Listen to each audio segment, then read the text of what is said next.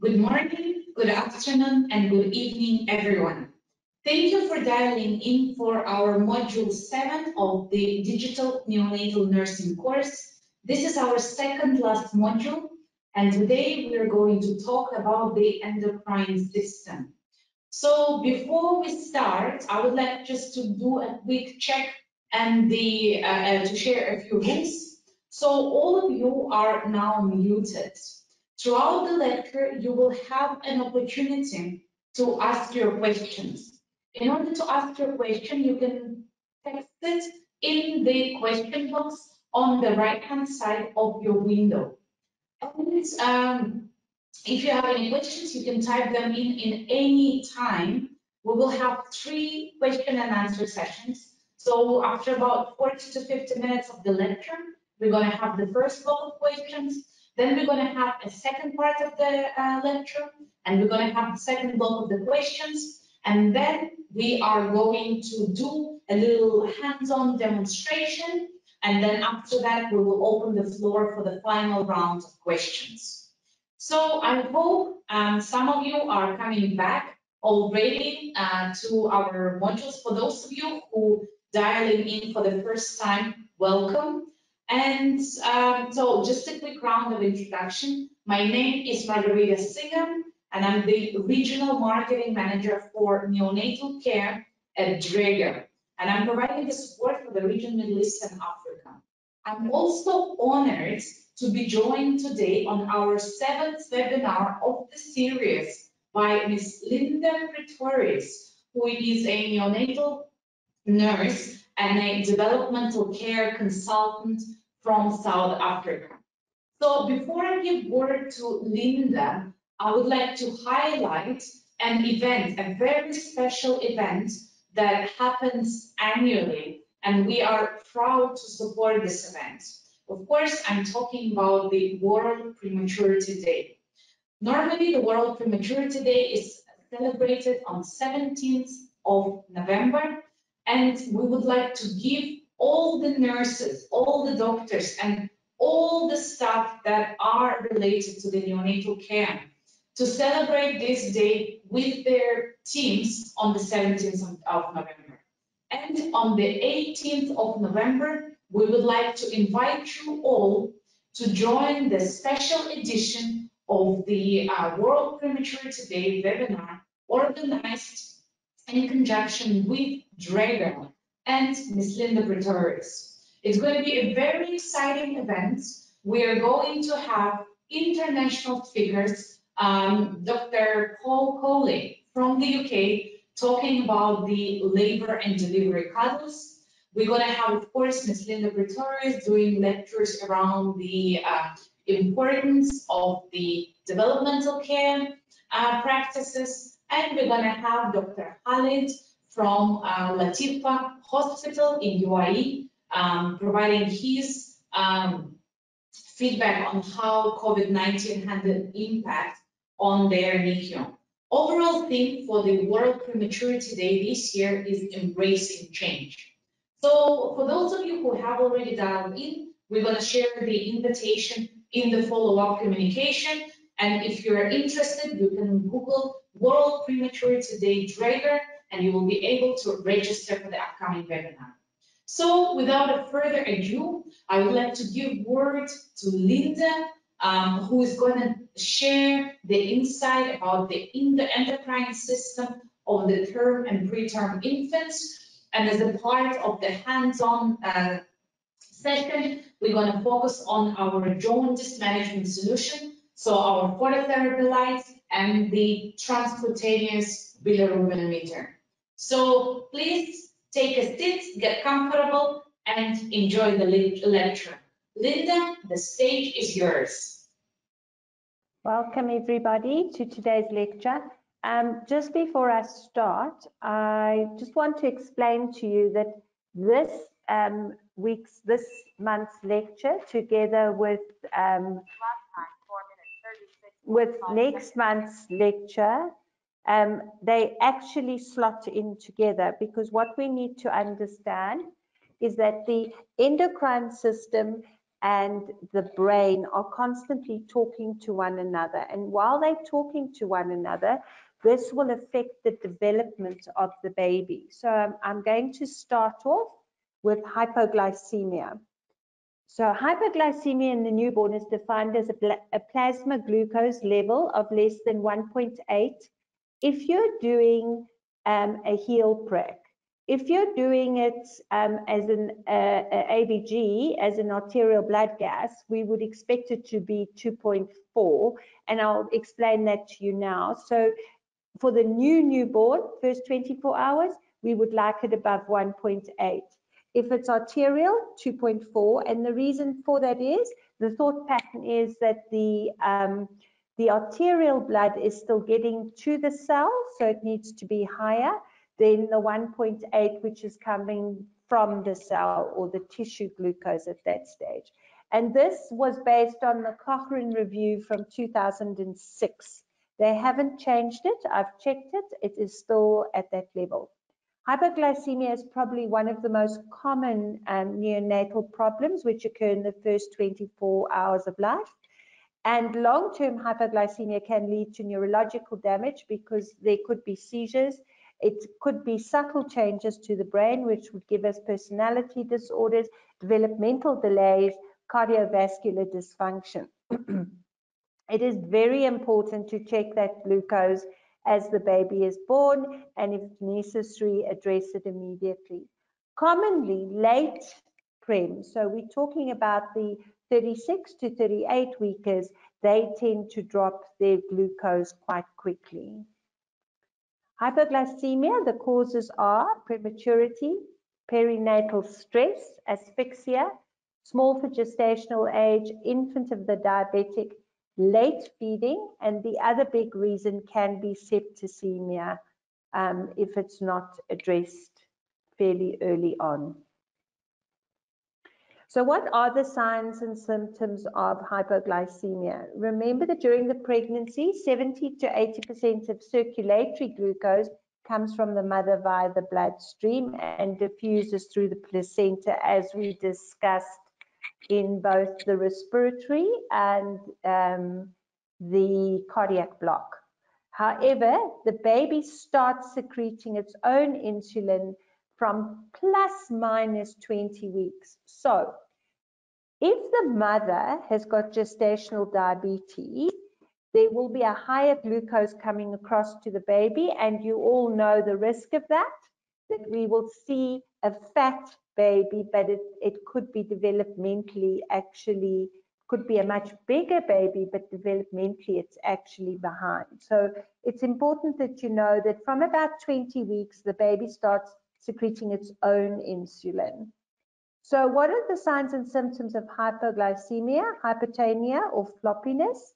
They can be very apathetic. They just don't do anything. They're poor or there's poor or non-sucking. They can be jittery or have seizures. They can be cyanosed because there's not sufficient energy to breathe. There is usually apneas involved. They can be hypothermic because they can't generate energy to warm up. There is a tachycardia very often. They can be hungry in the beginning phase of hypoglycemia. As it progresses, they actually just don't feed at all, and there can be pallor or paleness involved. So how would we diagnose it? We would do a blood glucose check.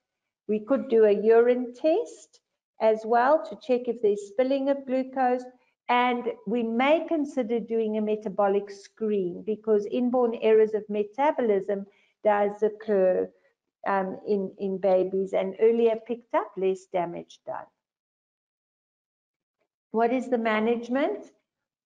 Colostrum is actually one of the most important things. Colostrum is very high in fat and very high in glucose, and it allows that hypoglycemia to correct fairly quickly.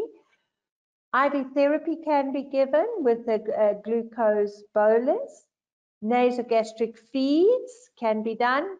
It will take a while, with sort of 5 to 10 minutes while the child is absorbing the feed to actually bring that glucose up. And you can use medications such as dextrose 50%, glucagon, diazide, and nephredaprine. Both those will help with bringing the glucose up. Please remember, once again, that when we do a glucose check and when we do a blood SBR, that we do it in this purple area. Because if you do it along here, the plantar nerve runs along here.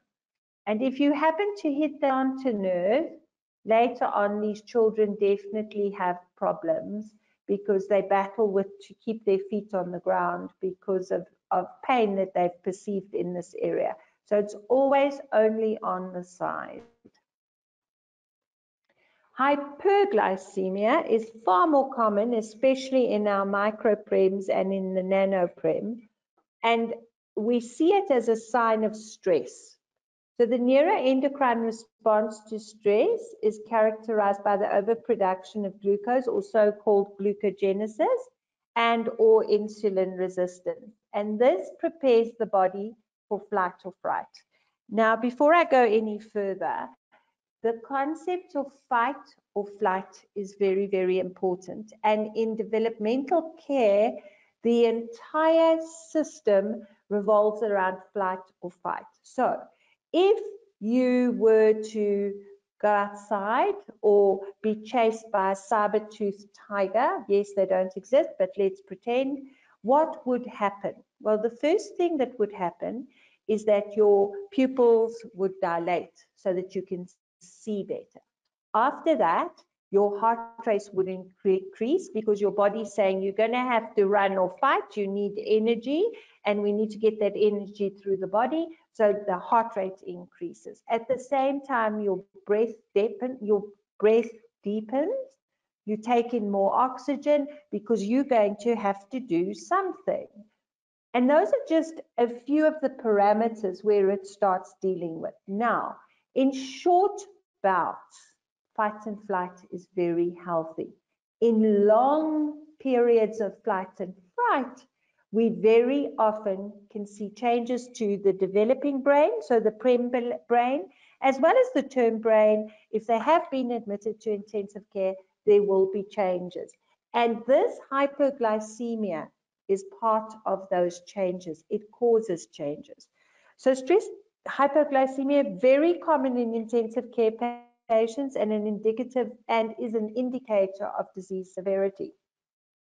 So in about 2003, 2004, a paper came out which said that patients in ICU, and here I'm talking adult patients who have a raised glucose, if these patients are treated with insulin and almost treated as if they are diabetic, they are not diabetic, they are stressed, this would improve survival. And long term, the research has shown that.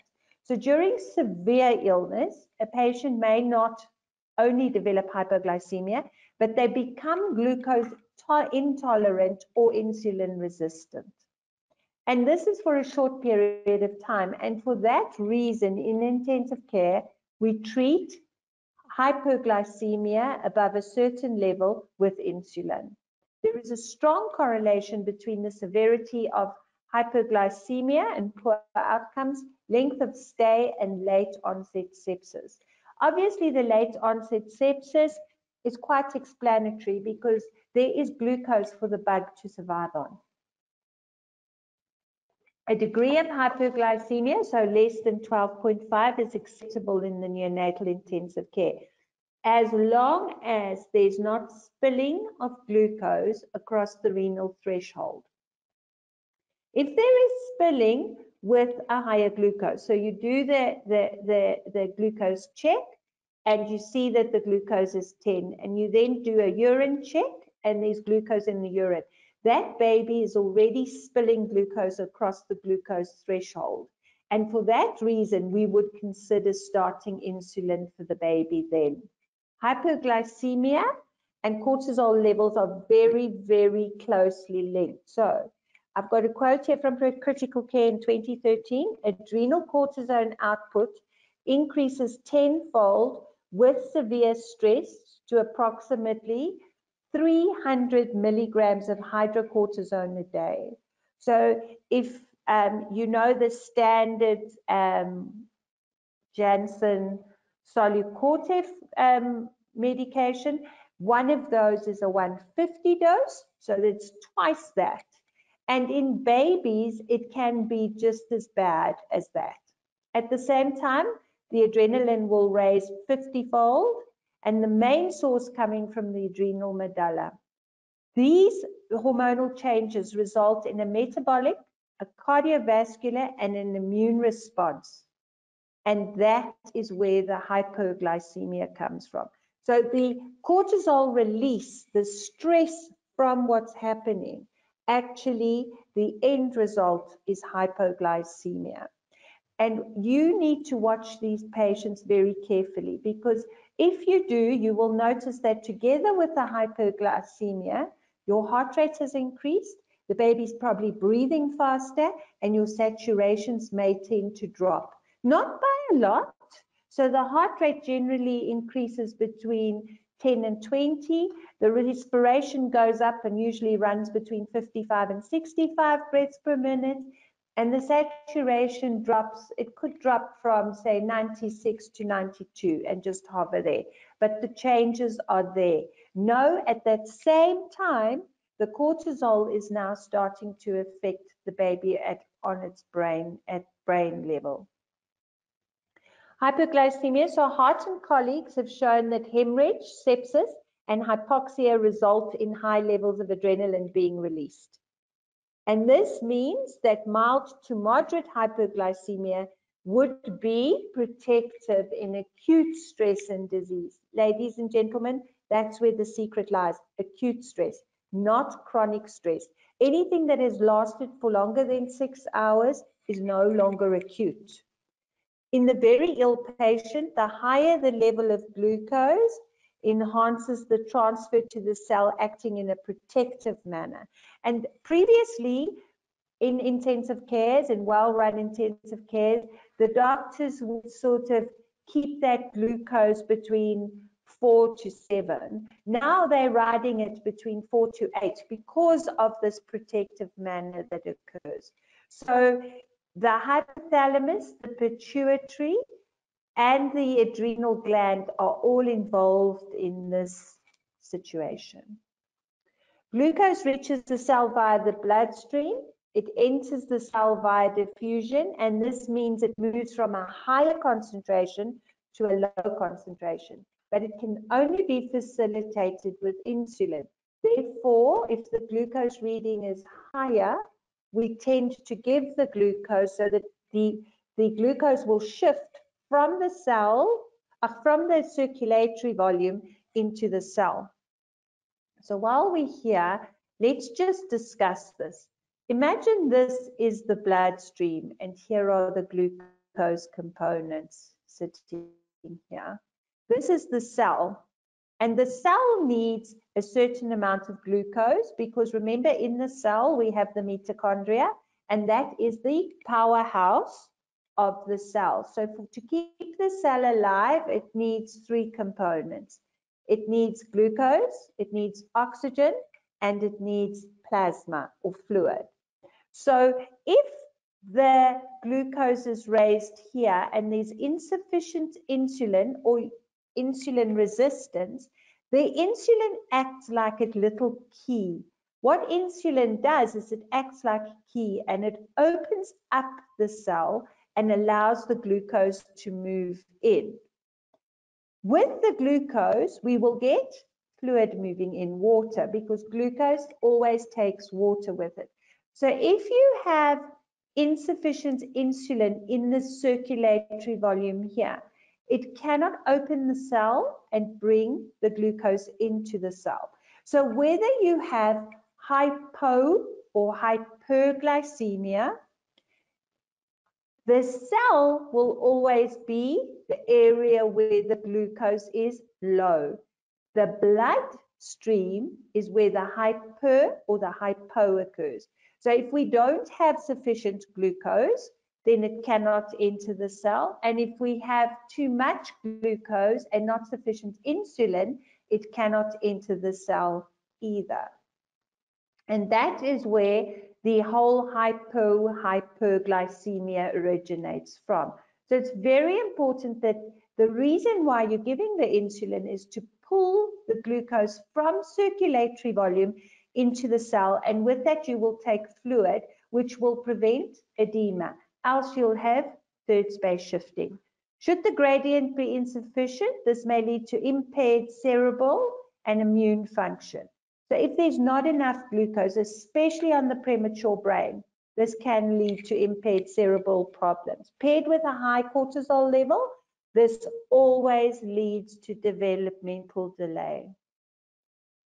A Cochrane review of 2011 by Sinclair J. et al. Shows that hyperglycemia in low birth weight babies, as well as stressed infants with hyperglycemia, have an increased risk for death and morbidities.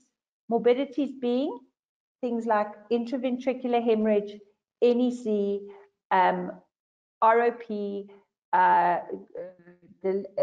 developmental delay, lower IQs, those would be your morbidities. The use of insulin infusions have not been proven to be any more effective than bolus dosing.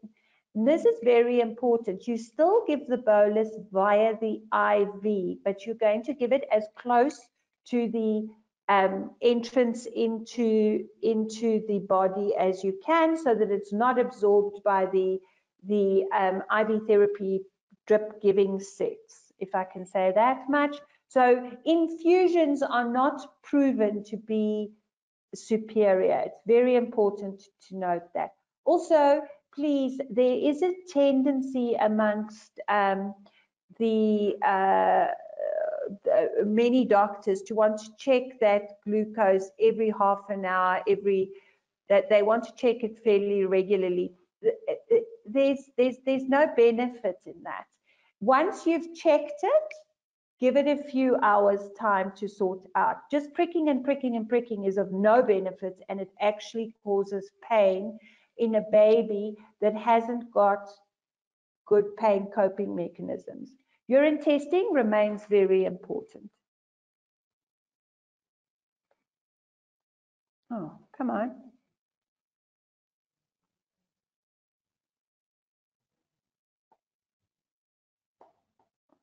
Why won't it now progress? Okay, let's just, oh.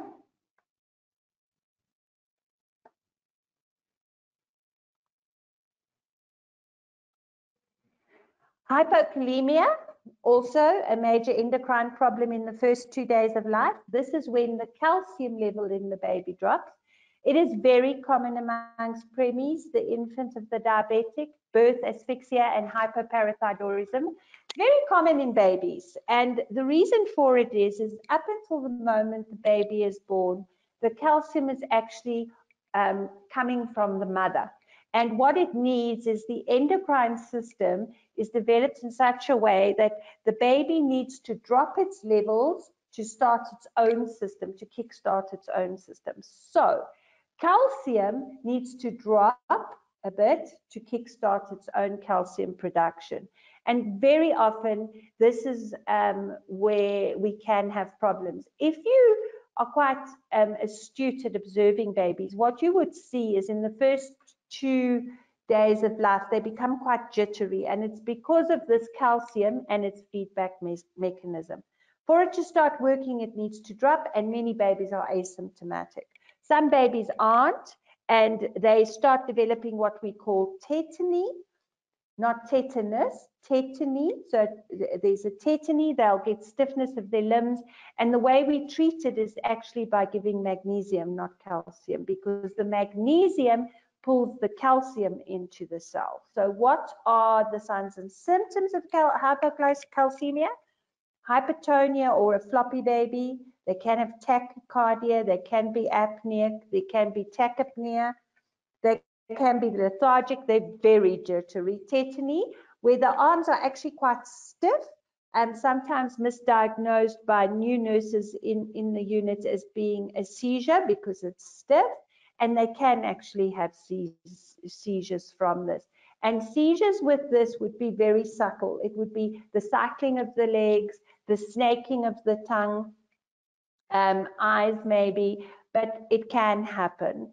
And they will require some form of calcium gluconate or even magnesium sulfate if necessary.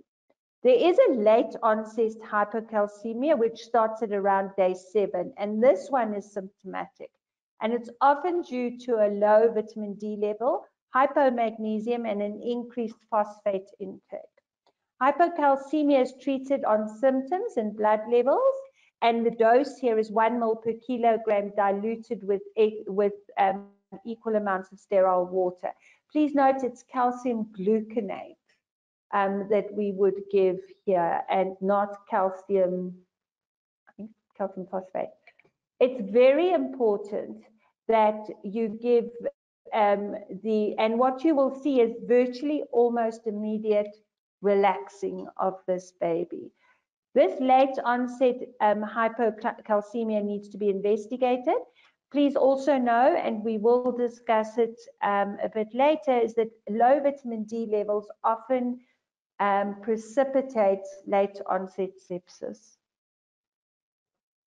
The role of calcium. Calcium is directly affected by the albumin level. So that's why it's common to be low in very low birth weight babies and preemies when the babies have metabolic acidosis or if there's been a blood transfusion. Also, exchange transfusions will lead to this. It takes about 4 weeks for the gut and renal reabsorption to mature post-delivery, allowing these calcium levels to stabilize. Babies with APGARs of 4 or less, of 32 weeks and less, need to be screened for it for 72 hours. Then now we're going to move on to discussing the HPA axis, or what is known as the hypothalamus, pituitary gland, and adrenal gland axis. This is probably the secret of a large part of the care that we do in intensive care without us actually knowing about it. So the hypothalamus and the pituitary gland are located in the brain just above the brain stem, and the adrenal glands sit on the top of the kidney. These 3 organs work directly together, but there's also a feedback system that works there, which is fairly complex. And what the end result is the secretion of cortisol. Now, cortisol is what it says. It's cortisone. Cortisone is the synthetic produced cortisol. And it does what the word says. It causes muscle relaxation. It causes this stimulation of the brain. And it can help with breathing, obviously. This axis is responsible for physiological homeostasis. So what is physiological homeostasis? This is the tendency of the body to maintain its critical physiological parameters. So when somebody receives shocking news or something shocking happens to the body, the blood glucose level, the blood salinity, the blood pressure, the core temperature of the internal environment is all controlled with this cortisol. But it will only be done for a short period of time. So look at that very carefully, the blood glucose level, the blood pressure, and the core temperature. So that's what the HPA axis does short term. This axis is connected to the central nervous system as well as to the glucose production, and therefore it is activated when the patient enters or the person enters fight or flight response. So the examples are thermoregulation, which we've talked about, blood glucose regulation, which we've talked about, baroreflex of the blood pressure, so maintaining the blood pressure, calcium hemostasis, and potassium hemostasis. That's what the HPA axis does. So the body and or the brain together with the senses detect a change. This change becomes a stimulus, which is then picked up by a receptor. This will now affect a response, and the central nervous system now allows for the adjustment to it. So, when your baby is born, all it has known up until that minute is it's known its mother's voice, its mother's intestinal sounds, its mother's heartbeat, the taste of the amniotic fluid, which is the same as the skin and breast milk. That's all that baby's known. It's been in darkness, it's been moist, and it's been warm. Now it comes out, it gets cold, there is noise, there is light. It doesn't know where its mother is, and it gets dragged off to intensive care at the pace of white light. That baby automatically, immediately enters flight and fright and starts secreting cortisol. And this is often where the developmental delays start. So let's talk about cortisol. Early childhood stress permanently affects the neurobiological, hormonal, and physiological systems. Cortisol is a steroidal hormone needed for, amongst other functions, for metabolism and immunity. And cortisol helps control the blood glucose shortly. It acts as an anti-inflammatory, short period of time. It aids memory. It acts and supports hemodynamics. It supports sleep in short periods of time. And cortisone and oxytocin work in tandem. Now, it is very important that you realize that cortisol is a problem. So I'm going to spend the next 5 minutes just talking to you what long-term happens. So in the early 80s, two big things happened at the same time. The first thing that occurred was that in Holland, in the Netherlands, they realized they had a group of people of a specific age that all had similar problems. They either had diabetes and or cardiac problems and or hypertension and or depression, and there was a raised number of schizophrenia amongst this cohort. When they went back and looked at what had caused this, what they discovered was that this group of people had all been born just in or after the tulip bulb famine of 1944 in the Netherlands. And what had happened was Germany had stopped food being moved across into the Netherlands on a specific day. They just cut it off. And 6 months later, the Allied services came in, they brought food back. And this group of people, all in their middle age then, in the 80s, so remember the war ended in 1944, 45. So at that stage, they were in their 40s, started presenting with these problems. And when they went back, they discovered that these people had either been fetuses or had been born in that famine. The big secret was that if they were born, say, 2 or 3 months into the famine, they had diabetes issues and they switched off their satiety gene. So a lot of them suffered from obesity. And the other group had cardiac problems because they'd been exposed to the cortisol for longer.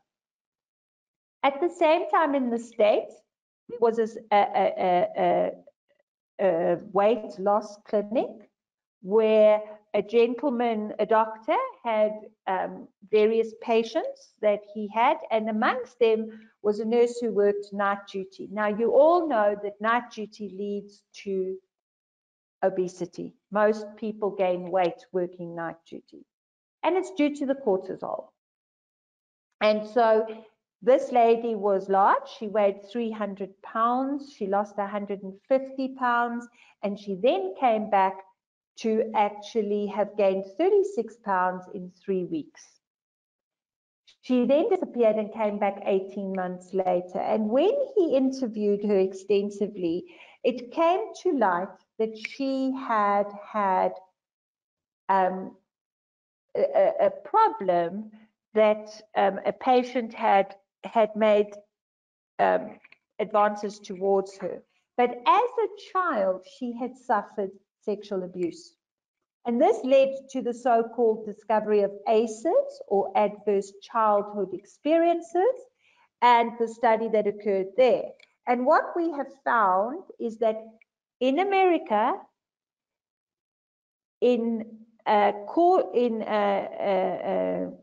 white population of middle-class people where we wouldn't expect to see problems, if anybody has more than 3 ACEs, they will develop physiological problems later on in life. So if a child has a lot of cortisol during its life, during its growing up period, it later on will present with diabetes, obesity, depression, hypertension, cardiac problems, because of this long-term exposure of cortisol.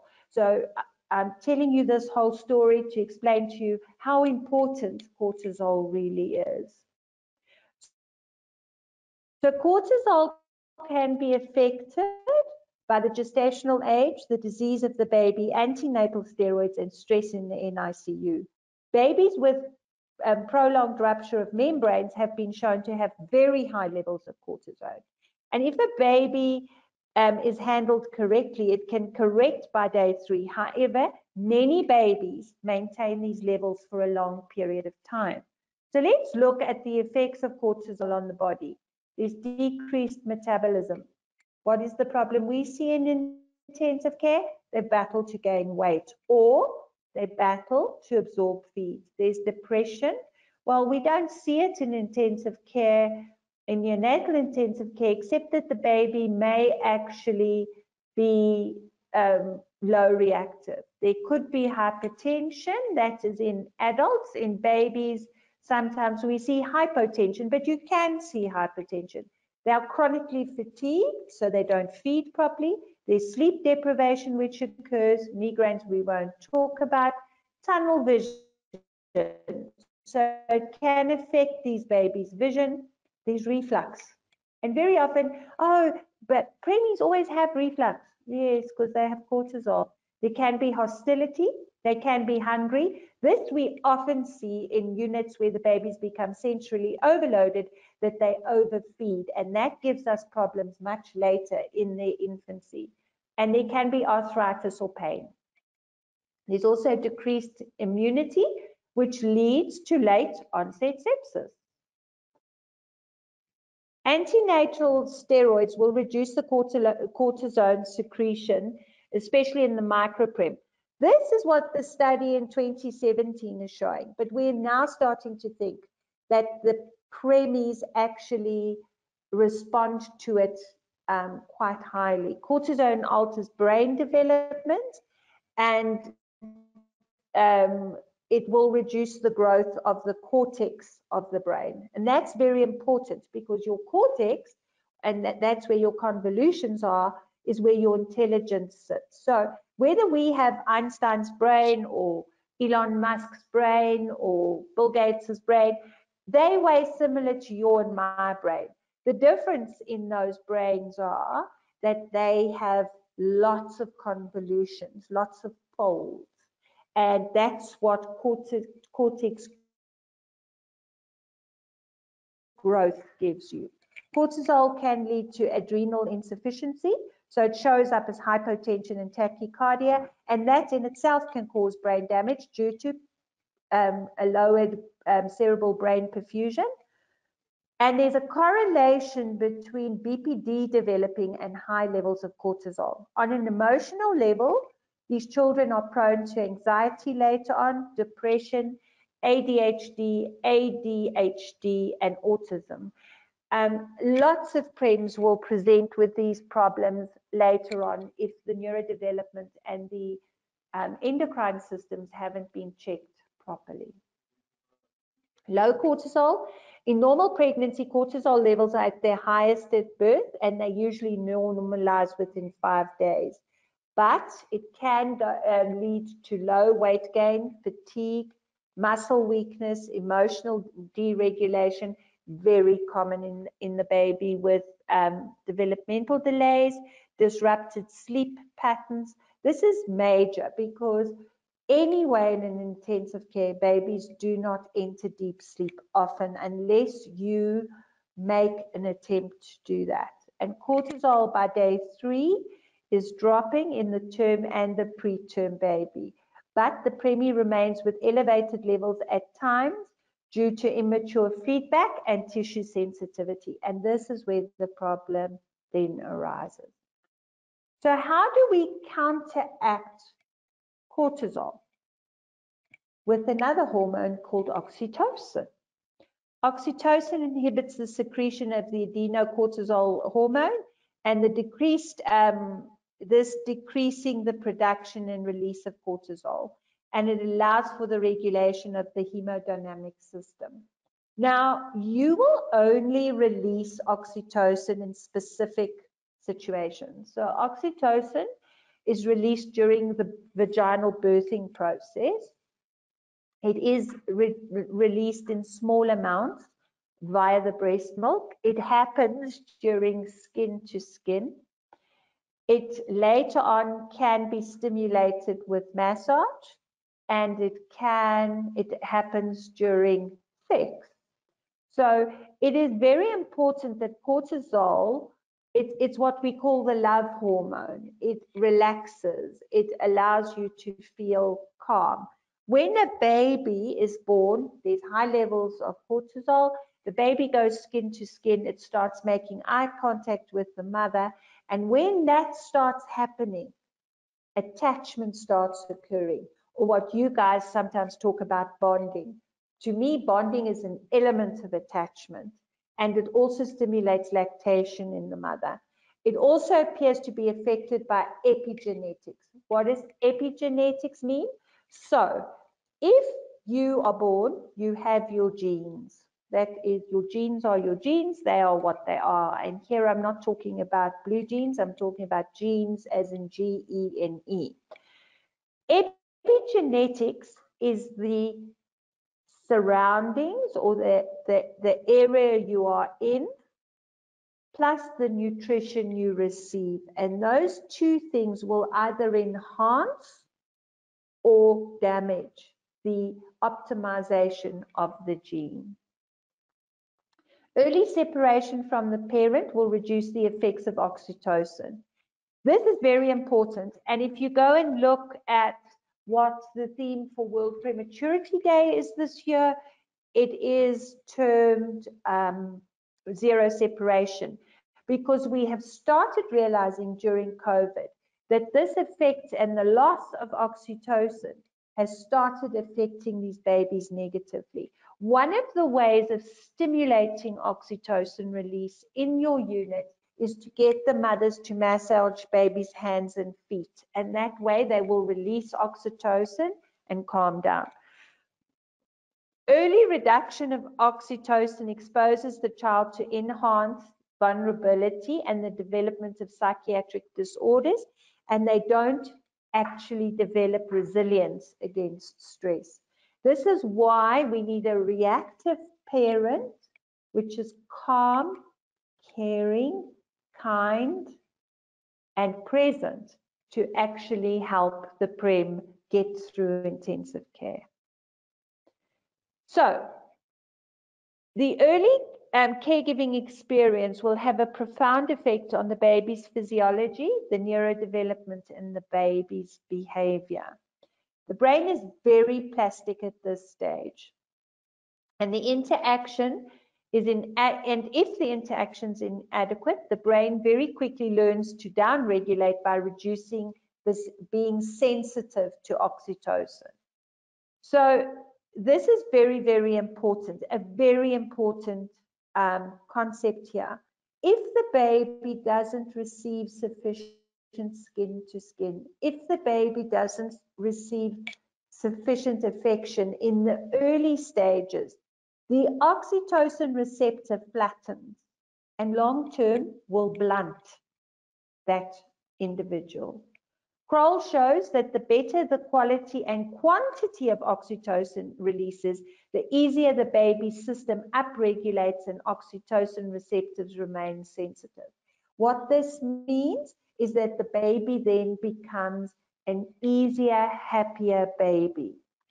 And an easier, happier baby is easier to bond with than a baby that is not reactive.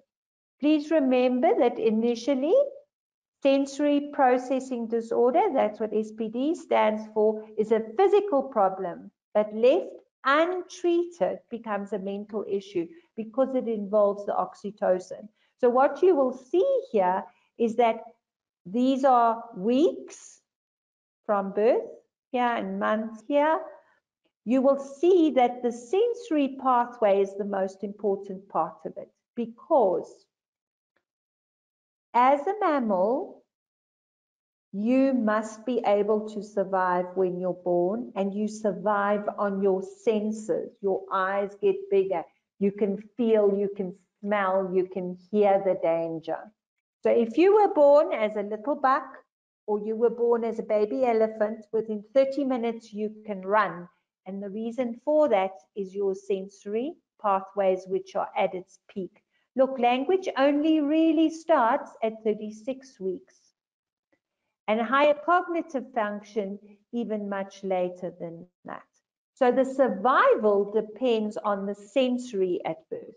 And that's why it's so important to ensure a good environment.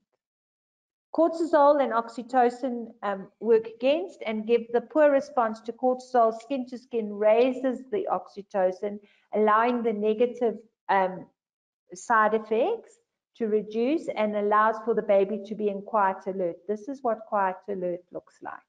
Decreases the stress, allows for internal control and the regulation of temperature, heart rate, respirations, and saturations. If a baby is fairly stable and you put it skin to skin for 70 minutes, it will stabilize even more because of this oxytocin. Baby can see, hear, touch, and smell mom. Babies don't see well. Definitely prems don't hardly see anything. They see outlines. And they see in black and white. Oxytocin is required for associative learning. So, for instance, placing a bonding square, cotton bonding square near the baby's face with mom's breast milk on allows the baby to regulate, because he can now smell mom via his Jacobson organ in his nose. Reduced stress will reduce the risk of cardiovascular disease, type 2 diabetes or metabolic syndrome, and psychiatric disorders. Developmental care and endocrine care is as important as any of the other organs. Where can you read about this? Well, here's an article for you which you can go and read about. And now we can open for questions if you want to, Marguerite. So far, we have not received any questions. So that means everything that Linda has prepared and shared with us was very well explained. So thank you, Linda, for that. And I think we can continue with the second part of the lecture. So Linda, the stage is yours. Thank you.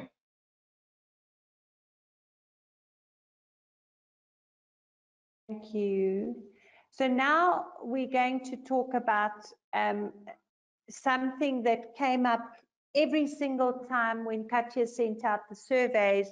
It came up about neonatal jaundice, it came up about exchange transfusions, and the reason why I've separated that from the previous part of the lecture is that I think that you guys wanted a lot more.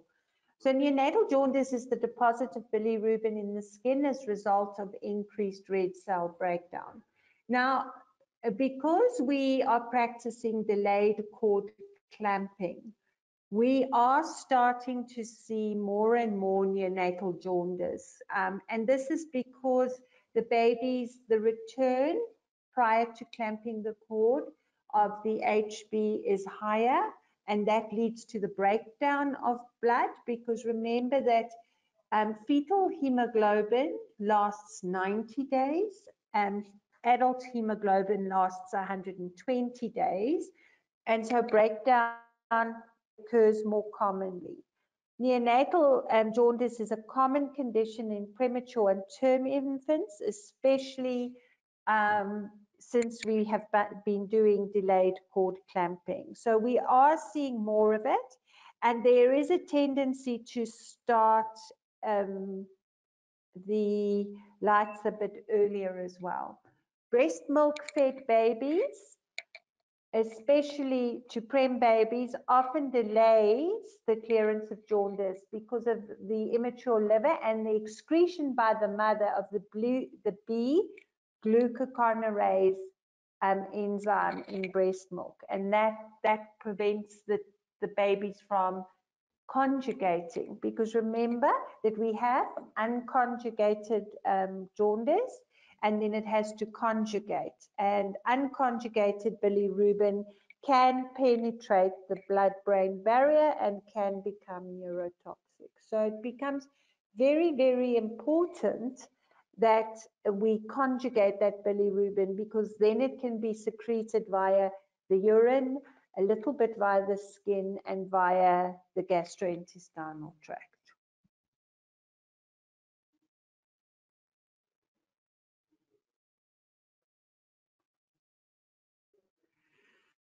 So what are the causes? Delayed cord clamping, dehydration can cause it, raised hemoglobin. Usually if they run hemoglobins above 17, 18. Delayed gut motility, and this is a very important concept. If the gut isn't mobile, you'll battle with the jaundice, and that's the important part, and that's why colostrum is another reason why colostrum is essential for any baby being born, because colostrum is very high in calcium and magnesium, and what that does is it stimulates the bowel to move and allows for the meconium to be expelled. There can be reduced feeding if we don't feed babies early enough, and this is a very important concept. In utero, even at 26 weeks, the baby is taking in fluid all the time. There are swallowing motions happening. So a 26-weeker can drink up to about 200 mils of amniotic fluid a day, and they will then basically urinate it out. The term baby takes as high as or as much as 700 mils per 24 hours. And so it's almost counterproductive in a stable premi and a stable term baby to keep them nil per os, because that gut motility, that absorption is going to be affected there.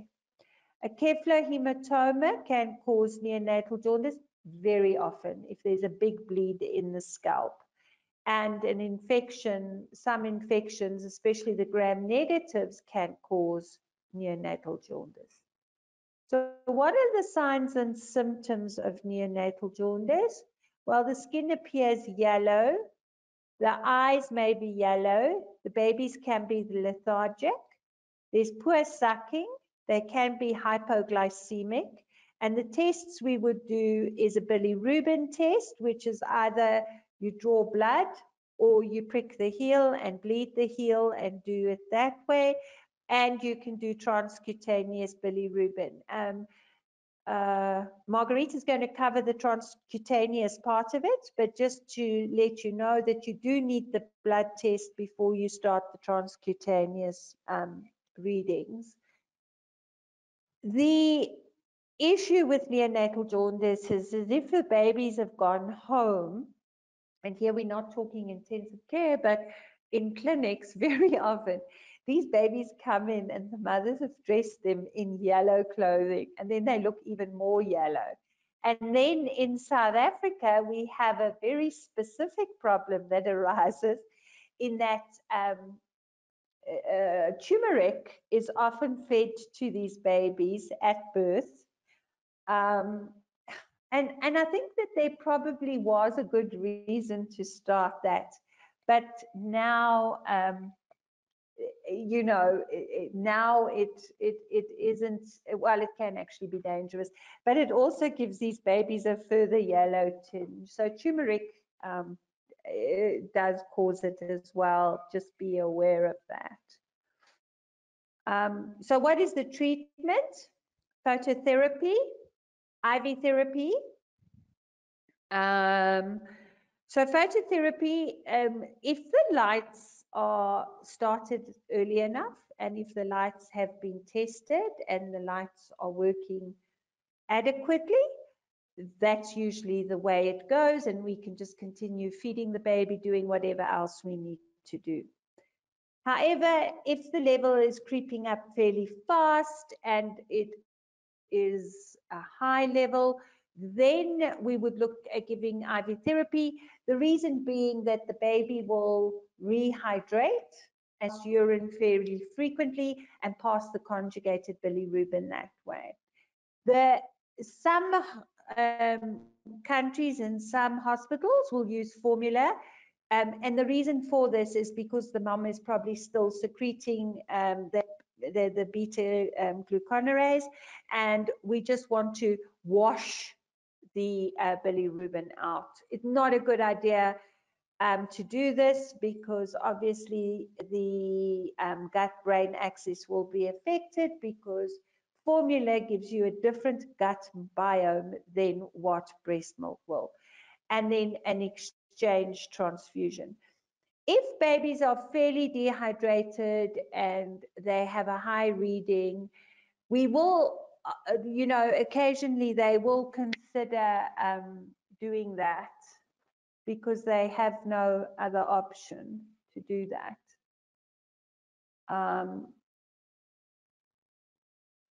that. We will do that, but generally this is what will happen. Sorry, I just need to. So formula is controversial in my books. And then obviously the exchange transfusion, which my suspicion is we will generate a fair amount of discussion shortly. Here you can see an exchange transfusion taking place. What are the side effects of phototherapy? Well, very often it causes temperature instability. There's dehydration. There can be gut hypermotility. This is sometimes not a bad side effect because it gets that gut moving and it gets it out. Opening of the PDA can occur. This does happen. At one stage, I remember we tried to stop this by putting a second pair of sunglasses over the ductal area. That didn't work, but it's just one of those stupid things we did. There can be retinal damage if the glasses aren't in place. There is a rash that often develops and the baby's bronze. This is very important to warn mothers because very often babies all appear light-skinned and then they go under the lights and they come out with a tan, and that can sometimes really upset a mother because it usually happens on day 3. Her hormonal levels are all over the place and there'll just be a puddle of tears, so be aware of that. What are the nursing considerations that we need to do? Assess the baby. Do the investigations, ensure that you do the thyroid hormone and an SBR, check the HB or do a full FBC, full blood count, check the urine for reducing substances if it's ongoing, and monitor the glucose throughout. So what happens is that blue light is the most effective to actually ensure that the bilirubin conjugates. Guys, there's a few things here that are important. The distance is important of the light placement, as well as the skin area exposed. Now, I'm going to be a bit controversial. There is no need for this baby to be naked because it will make this baby very difficult to nurse. They do not like being that naked. So please, unless there is a major problem, give them their diaper, give them their nappy, because that will calm them down. Also, it is very important that the baby is turned regularly. Just like in my unit, they used to say that it's like being a rotisserie chicken. You've got to turn them regularly to get it, because it will conjugate on the surface area here, and then it'll get to a certain level and it can't do any more if you do not turn the baby so that this area can now conjugate. So it's important that this baby is turned regularly. What are the risk factors?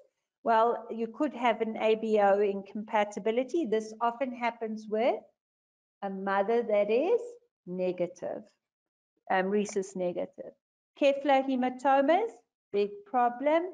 Delayed passing of meconium, which we've discussed. Prematurity can cause it. Dehydration can worsen it. So it becomes very important that you're aware of the hydration of the baby. And this in the microprem who is not kept in a hybrid incubator. So within that incubator that maintains the humidity. Very often their jaundice worsens because they're not in there. RH incompatibility and a positive antibody screen. So very often you get a positive antibody screen when the previous baby there was RH incompatibility and mom now has antibodies. Nutrition, it's very important that you continue breastfeeding if possible, and check that the baby is latching and drinking properly, sucking properly. Increase the fluid requirements by 10% to accommodate the fluid loss under the lights. Continue the IV therapy and TPN, but you may need to cover solutions such as the lipid solution and the antifungals if you're giving antifungals. So it's very important that you also know and that you cover them in that situation. What must you do? Check that the baby requires lights before you start it according to the graft. The baby must be naked except for the nappy and the sunglasses. Weigh the baby daily. Very, very important, because they could still be in their fluid loss phase, and this could be significant. Protect the eyes and maintain the correct neutral thermal environment. This could actually be quite difficult, because if there isn't an incubator with the light on top, this baby is exposed to the elements, and if it's in a draft or it's in an area where the airflow is poor, this baby can develop hypo or hyperthermia. So position the lights no more than 30 centimeters from the baby. So that's very important. Very often when we enter units, when we come and we look at the lights and the babies, and then staff will say to you, but the bilirubin's going up, it's going up. And then when you check the distance between the light and the baby, you actually realize that the light is actually too far away to conjugate optimally. 3 to 4 hourly routines are important. Vital sign monitoring is important. As I've said, turn the baby regularly. With the vital signs, please check the glucose level as well. Because if this baby is developing jaundice because it has polycythemia, so a high HB, and therefore the blood is very sticky and battling to move because the hematocrit is involved, the glucose may be low and you may have to actually give some glucose. Also protect the skin. Make sure that, especially if you have gut hypermotility, that you change the diaper regularly, that you check the baby and don't leave the baby in that meconium for too long, because it can actually be quite corrosive. Nursing considerations, consider over or underheating. Diarrhea, as I said, it can lead to an ileus, but not that well described. there is this rash, there is a bronzing that occurs, and there can be temporary lactose intolerance. And the reason is that if you suddenly give formula now, the milk protein is a bigger protein to the actual breast milk protein, and that leads to the baby having lowered gut motility, and that the baby's presenting with pain. And if bilirubin is left untreated, it can lead to deafness. Neurological complications. What you're seeing here is what kernicterus actually looks like. It's this yellowing of the brain. Unconjugated bilirubin can cross the blood-brain barrier if the levels are toxic, and it becomes a neurotoxin to the brain. And this leads to kernicterus, which means that the patient is going to be lower functioning. So there's hypotonia, so a stiff baby, it's an irritable baby, it cries constantly. We shouldn't be seeing this anymore. We do see it occasionally, but not as many as we used to. Apnea, it can lead to seizures, and high levels can lead to developmental delays in preemies. I don't know that it's that well described because I don't think the question gets asked sufficiently. So developmental issues, the positioning in the nest may not be optimal. So ensure that the baby is flexed for part of its time under the lights. Babies will battle to maintain midline lying when they are under lights, because that's the way the baby reacts to not feeling well, as it becomes floppy and it just lies there. So flexion and correct positioning is important. Plan and allow for regular periods of skin to skin. If the mother can still breastfeed, she must breastfeed, or the baby must go to skin to skin. So there's been a few studies that have shown that allowing that baby 2 or 3 periods of 70 minutes of skin to skin doesn't affect the reading of the bilirubin that much that it can't still occur. Allow for non-nutritive sucking, because these babies can really get themselves in a paddy. They do not like being under light. And continue buccal feeding if it's a preemie. And consider vestibular movement if this baby's unstable. So we haven't got a developmental phase to this, but vestibular movement is the rocking motion, or left to right, forward to back, up and down. And your vestibular system allows you to have balance, but in the brain, the vestibular movement actually takes the 5 outer senses and moves it through the central brain and puts it in the right place. So very often what we suggest is that you just lift that baby and literally move it left to right, the same sort of distance as you would as though you're walking, because that rocking motion, if you just rock it, and rock it for 3 to 4 minutes and then put it down again. And that will allow the baby to regulate. And how do you know the baby's regulated? Well, in 5 to 10 minutes of you moving that baby slowly and gently, rhythmically, left to right or forward to back, you would see the heart rate come down, the respiratory rate come down, and your saturations go up. That is what we term regulation. And just settling that baby down allows it then to calm down. Family-centered care is very, very important, something not well done in our country, but needs a lot of exposure. So explain the reason for the procedure to the mum, as well as show them what is going to happen. Because very often, this is stressful for a parent. As I said, it often happens on day 3, and mom's hormones are kicking in, and it's tears, and it's big trouble. Allow the parent to participate in the care as much as possible. So let her change the diaper, Let her remove the sunglasses, wipe the eyes, let her feed the baby if she can. Allow that to happen. Plan and allow for regular periods of skin to skin, and update the parent regularly and ask them for their input. They will tell you, this baby's more yellow, this baby's less yellow, this baby is reacting better, the baby's getting worse. So have those conversations. Infection control, strict social hand washing and disinfecting prior to handling the baby is very important. Ensure that all the equipment has been cleaned prior to use. Eye protection is for single use only and should not be recycled. You can't use those glasses on another baby. Maintain good physical hygiene of the baby, especially regular eye care, mouth care, and diaper care or nappy changes. This is very important.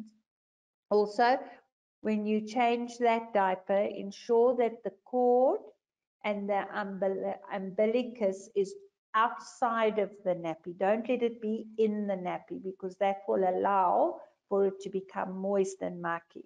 Allow all the equipment needs to be cleaned daily according to the hospital protocol. So it still needs to be wiped down and cleaned as you would. Blue light notes, and this is not the government coming down the highway. This is the blue light that you've got the baby under. Blue and blue-green fluorescent light is more effective than conventional phototherapy. So now when we buy phototherapy, we talk about blue light. Closer therapy lights are more effective than furtherly distant therapy lights. Just make sure you don't burn the baby. Double lights are more effective than single lights, but only if the baby has been turned regularly. So remember, once again, the spectrum of light is important, the standard irradiation, the distance, and the skin exposure. All of those play a very important role. Important note, remember that beta-glucuronidase is important, and it's an enzyme that's present in the gut, and it will continue to deconjugate. So you'll conjugate and it deconjugates, conjugate and it deconjugates, and in the early term baby, it can also be present. Bilirubin, it leads to bilirubin being reabsorbed and unconjugated again. It appears to affect breast milk babies far more than formula-fed babies. That's why there was this tendency at one stage to feed formula. The infants with jaundice are often mildly dehydrated and have some weight loss, therefore weighing them regularly. There is often a reduced gut motility, which we've discussed. Prophylactic lights on very low birth weight babies have been shown to reduce the severity of jaundice. So often in neonatal units, they will start the lights at about 24 hours. However, it still needs further studies, and probiotics aids the conjugation of bilirubin. While we hear some antibiotics, especially the cephalosporins, might actually worsen the jaundice. So now we're going on to exchange transfusions, and I know from previous questions this has been a bone of contention for all of you. Exchange transfusions are something that don't happen as commonly as they used to. Previously, it happened fairly frequently. If I say that, probably once every month, or once or twice in 2 months. It's far less now, and in actual fact, unless I think you're in a developing country, it's something that doesn't happen often, and it's a skill that's going missing. So the exchange transfusion is a potential life-saving procedure to counteract the effects of serious neonatal jaundice or the breakdown of blood, such as in sickle cell anemia. So we do get exchange transfusions being done for other diseases other than neonatal jaundice. It's done to prevent kernicterus in the newborn and organ failure in older children. In older children, it's often called plasmapheresis, and in the newborn, it is called kernicterus. Please be aware that jaundice in the newborn can be treated under lights, but jaundice in the child or the adult later on in life will not be treatable by lights, because it's not about the conjugation that's the problem, it's the excretion of the bilirubin that becomes a problem. In neonates, it's done manually, but in other instances, it's done via plasmapheresis. It's usually done via the umbilical system. And we should do it between 5 and 15 mils of blood, no more. Fresh whole blood is used, as well as FFP, and that's what should be ordered. Fresh whole blood means that it's blood that comes from the blood bank that hasn't had the plasma spinned off, so it's not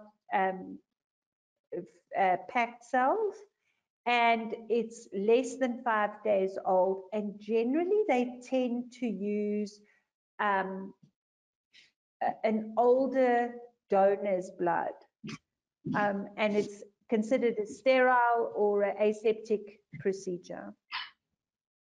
Depending on the size of the baby, it may take between 90 to 120 minutes to complete the procedure. When I was still in the units on the floor, the minute exchange transfusion came up, everybody was very busy because nobody wanted to dress up and gown up and be standing there for 120 minutes and invariably get blood sprayed all over them. They just used to, it was always left to the poor shift leader or the inexperienced person.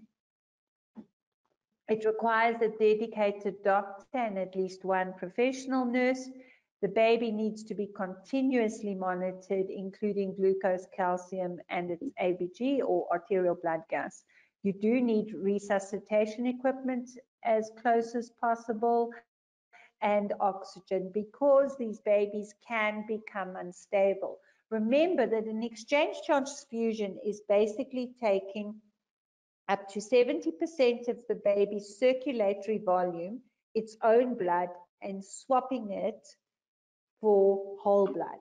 Of course, you're not going to get it all out because you're not going to suck it all out and put back whatever. This is slowly done over a period of time, but the whole idea is to reduce the fetal hemoglobin and put back adult hemoglobin. So there is the chart that was discussed earlier, where it tells you when an exchange transfusion is needed, when you would go for double lights, etc., etc. So what are the indications for an exchange transfusion? It's hyperbilirubinemia, hemolytic disease of the newborn. Luckily, we don't see that too often anymore. If there's severe anemia due to antibodies, maternal autoimmune disease, very often it's the hydrops fetalis baby when they're born that an exchange transfusion will happen as quickly as possible. And the reason for that is that those babies are hyperproteinemic. They often have a low HB, and by doing an exchange transfusion, you improve the protein and you improve the HB to the baby. Polycythemia is the opposite of anemia. It means that the HB is very high, the hematocrit is high, and for that reason, we get what's called sticky blood. And sticky blood is platelet agglutination, and that in itself can become problematic, leading to clotting, low glucose, etc. And we would do it for polycythemia as well. And some electrolyte imbalances, although I have to say this is very, very rare. The volume for exchange is calculated on 80 mils per kilo in a term baby and 100 mils per kilo in a premi. So we use a double volume exchange. So we say 2 times the circulatory volume. So if it's a 1 kilogram baby, it will have 100 moles circulating. So we'll say 2 times 100, which is 200. And then we would replace 85% of that volume, which is about 170 moles over 90 minutes. So when I order the blood, I'm going to have to calculate an extra amount of moles, say 20 moles for the coil or the blood giving set, so that that's all calculated in the volume that I order from the blood bank. And remember, it's 5 mils in generally over 5 minutes, 5 mils in and out. So you slowly withdraw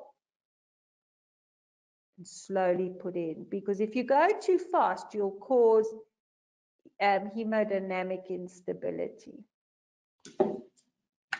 The bilirubin count will be reduced by 50% at the end of your exchange transfusion.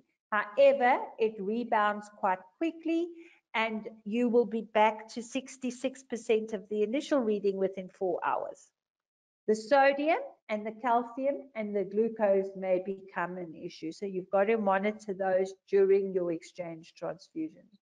Should the baby have a hematocrit which is high, reactive, a partial plasma exchange may be done. So that means that we'll give extra FFP to counteract and dilute it down. Fresh whole blood needs to be less than 5 days old. FFP may be given halfway or after the infusion. FFP stands for fresh frozen plasma. The reason for this is that with the exchange transfusion, you often have blood pressure problems and you often just need extra colloid into the baby, and that's why you're doing it. Blood also needs to be leukodepleted, so the leukocytes need to have been removed. This may not always be possible in rural areas throughout Africa. So how do we decide how fast we can, or how many moles we must exchange every 5 minutes? If the baby is less than 1500 grams, it will be 5 moles in, 5 moles out. If the baby is less than 2.5, between 1.5 and 2.5, it will be 10 moles in and 10 moles out. And if the baby is more than 2.5 kilograms, we can go as high as 15 moles. I would not go faster than that, because remember, the circulatory volume for a baby is about 80 moles. You take off a certain amount of blood, and we can bleed them dry quite quickly, meaning that with all the bloods and all the studies and everything we do, we can cause them to actually drop their HBs quite quickly. And so, you know, a 10% loss of fluid can cause significant hemodynamic changes. The complications, well, you can have catheter-related issues such as emboli, thrombi, or hemorrhage. You could have hemodynamic failure.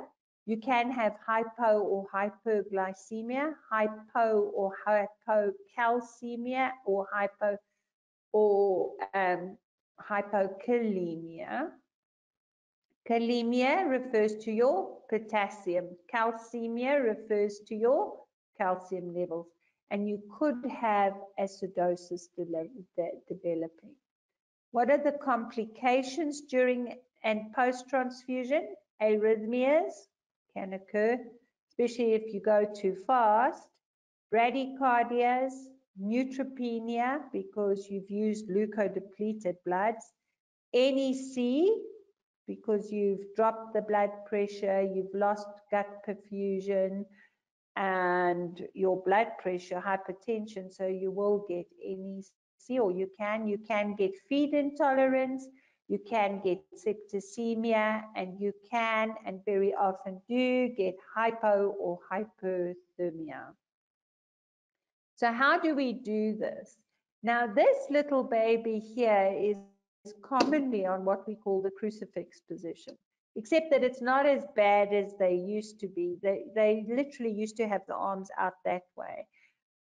But they've got this baby in this position. They've got this dressing on. I would not be comfortable with this dressing because I cannot see what's happening under this dressing. And then they've tried to sort of tuck this baby around in a bit of plastic to prevent the hypothermia, but you can clearly see. So generally they could use, this is a one system, so it's usually the umbilical vein they use. They've got an in and out port, and they draw 5 mils out, close it up, draw 5 mils from the new blood, put it there, and put it back in. And so they go on and on and on. So you must obtain consent, keep the baby nil per os for at least 3 hours prior to the procedure, requires at least one dedicated doctor and nurse. This is not fly by my, help me while I'm busy here. There must be a dedicated doctor and nurse busy with this. The baby is usually nursed on an open incubator or resuscitator, and the baby needs to be comfortable. Be careful of using too much sedation because they will stop breathing on you. So sedation is not generally something that should be overused here. During the procedure, it may be a long procedure. Prepare yourself, the parent, and the baby for it. You must ensure that your blood is warm, and this is kept between 40 and 41 Celsius. If you are using the old-fashioned blood coil, checking that bain-marie, or the coil is placed in water, you have to check it every 15 minutes. Calculate line priming when you request your blood, and record. You do need baseline observations, and then you do them every 15 minutes. The nurse is responsible for recording the vital signs, the volume in and out, and any problems, as well as ensuring that the blood results are attached. The allotment volumes need to be called out. Whoever, the doctor is the one that is doing the allotment, they will say 5 mils in, and you'll say 10:30. And then at 10:33, he says 5 mils out, whatever. So that's what you're going to do. And it's aseptic technique, but must be upheld. It is very important that the trolley and the 2 people working here are maintaining sterility. Observe the baby at all times. And this is important because very often they will drape these babies with green towels. And then you can't see what this respiration is doing unless you've got a fenestrated green towel so you can visualize here. Turn the phototherapy lights off during the procedure. There's no need to keep them on. And the baby needs to be observed for at least 2 hours post-transfusion. And the bilirubin reading needs to be repeated at 4 hours post-transfusion. So let's quickly discuss, that is the exchange transfusion. Let's quickly discuss vitamin D. Vitamin D is a hormone precursor, and it has many functions in the body, and it plays a very important role for fetal and postnatal life. Not only is vitamin D connected to bone development and growth, but it helps mature both lungs and brain tissue.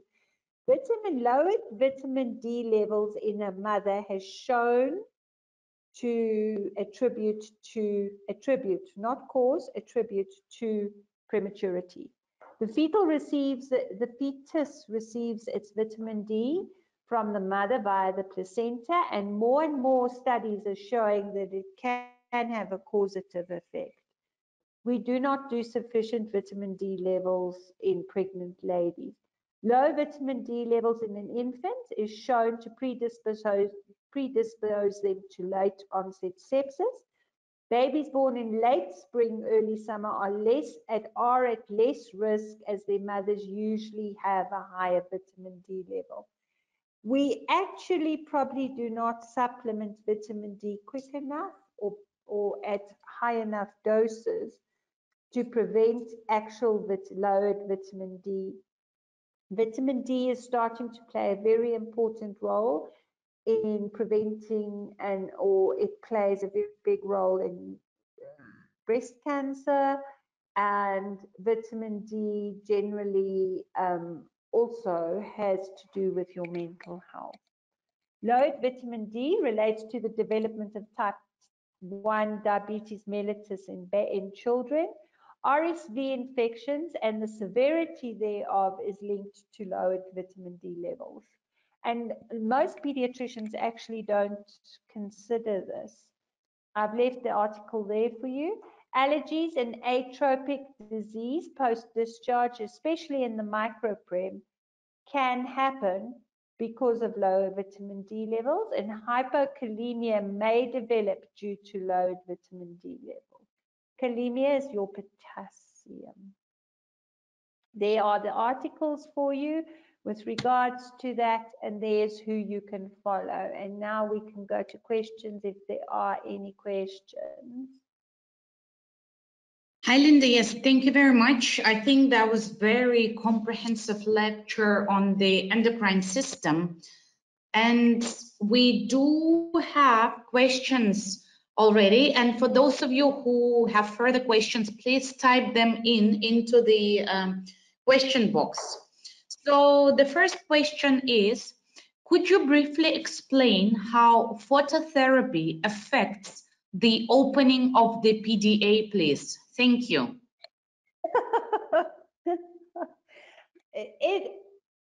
We don't seem to understand how it affects the ductus, except to say that the ductus has to do, so the initial closure of the ductus is a physiological closure. You have to raise the pressure in the lung and equalize the pressure in coming off the heart, and that causes the ductus to sort of collapse and close.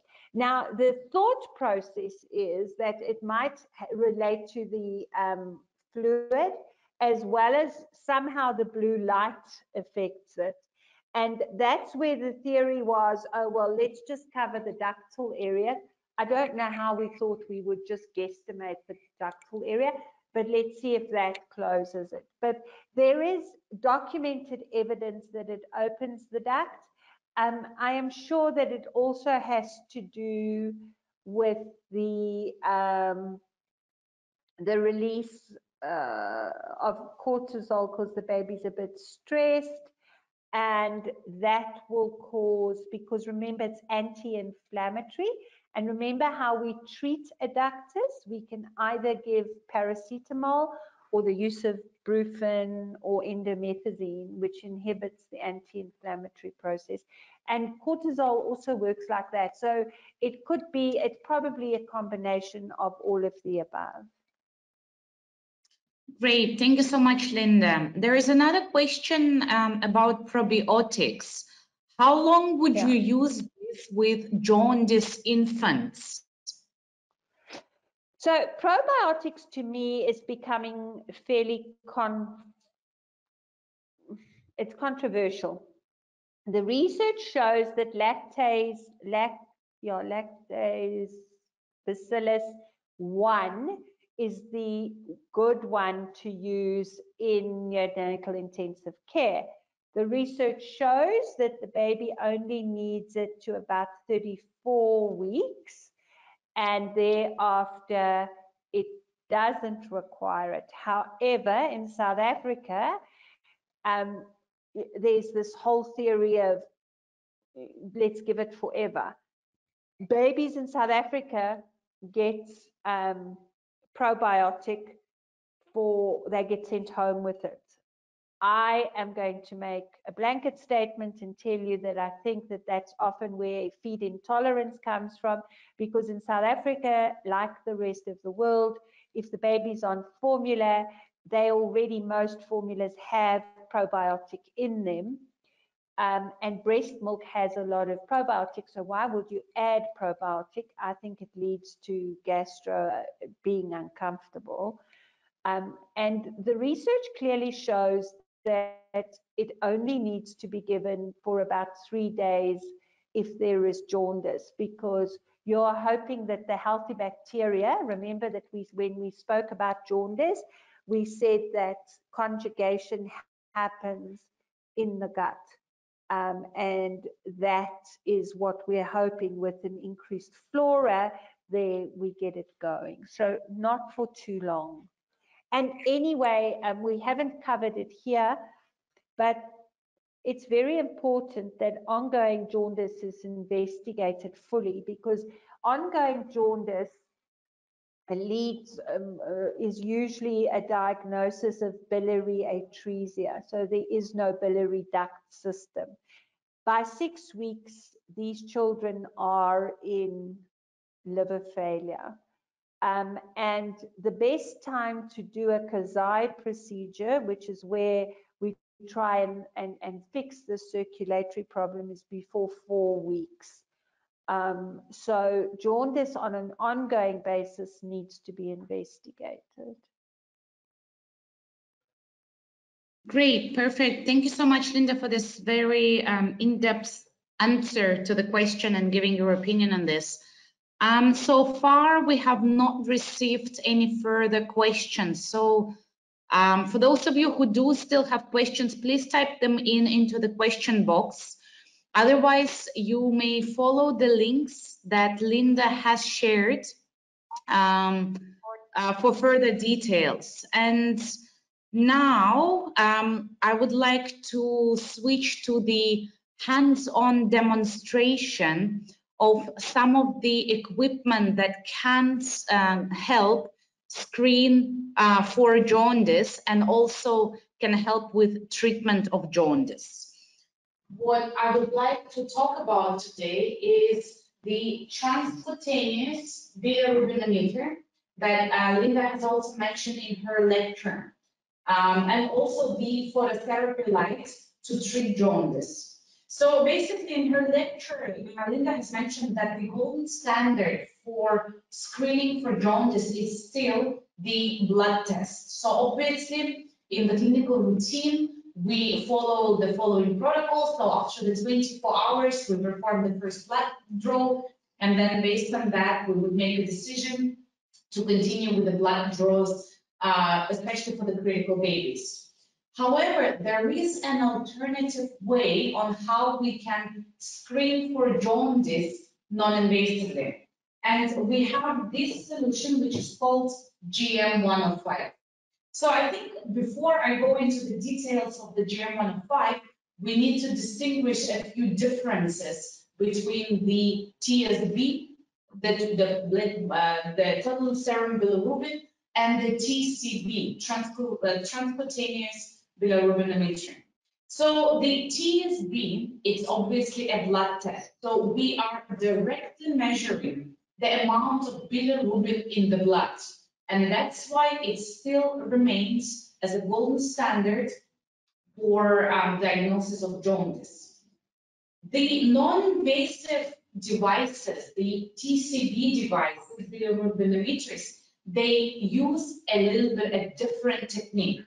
So in the GM105, we have the photo signal that is sent. So when we perform this screening, that is sent through the skin, and the light, what it does, it travels through the screen, and it measures the yellowness of the transcutaneous tissue.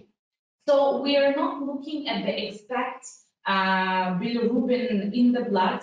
We are looking at the yellowness of the transcutaneous tissue. And that's why sometimes the TCB can be an underestimation or an overestimation. However, if we use the clinical protocols and if we use nomograms, the TCB device can really reduce the number of blood draws, and as a result can really reduce the number of negative stimuli, especially for the preterm infants, that supports the developmental care therapies in the NICU. So let's have a look a little bit closer in the device. So this is the GM105 and the docking station. So we can turn on the device by pressing the on and off button. So you see, and we turned on the device. Before starting any procedure, before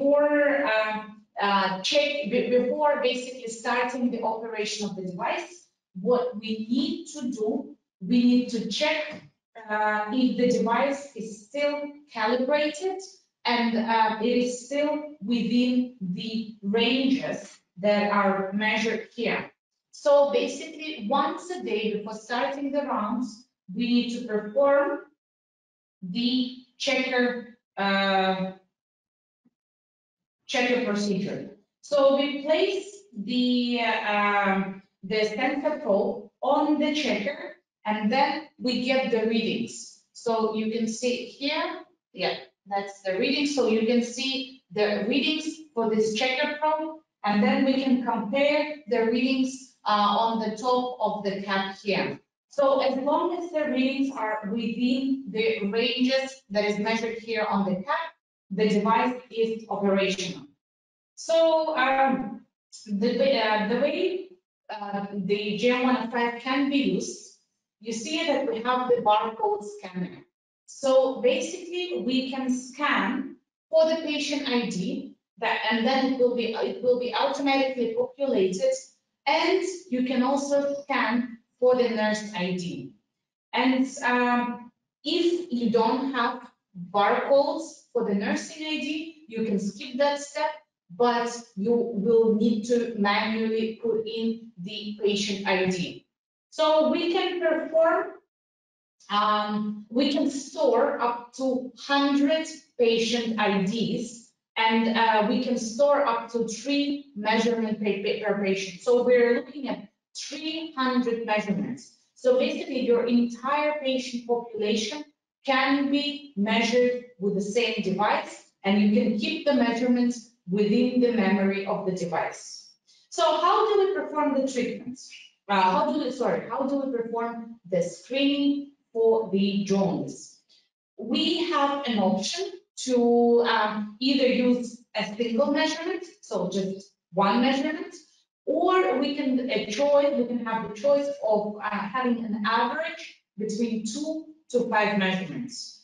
And the recommendation is that we use the average of 3 measurements. However, if you want to be more sure, you can use an average of 4 measurements and 5 measurements. So this depends on your clinical practice.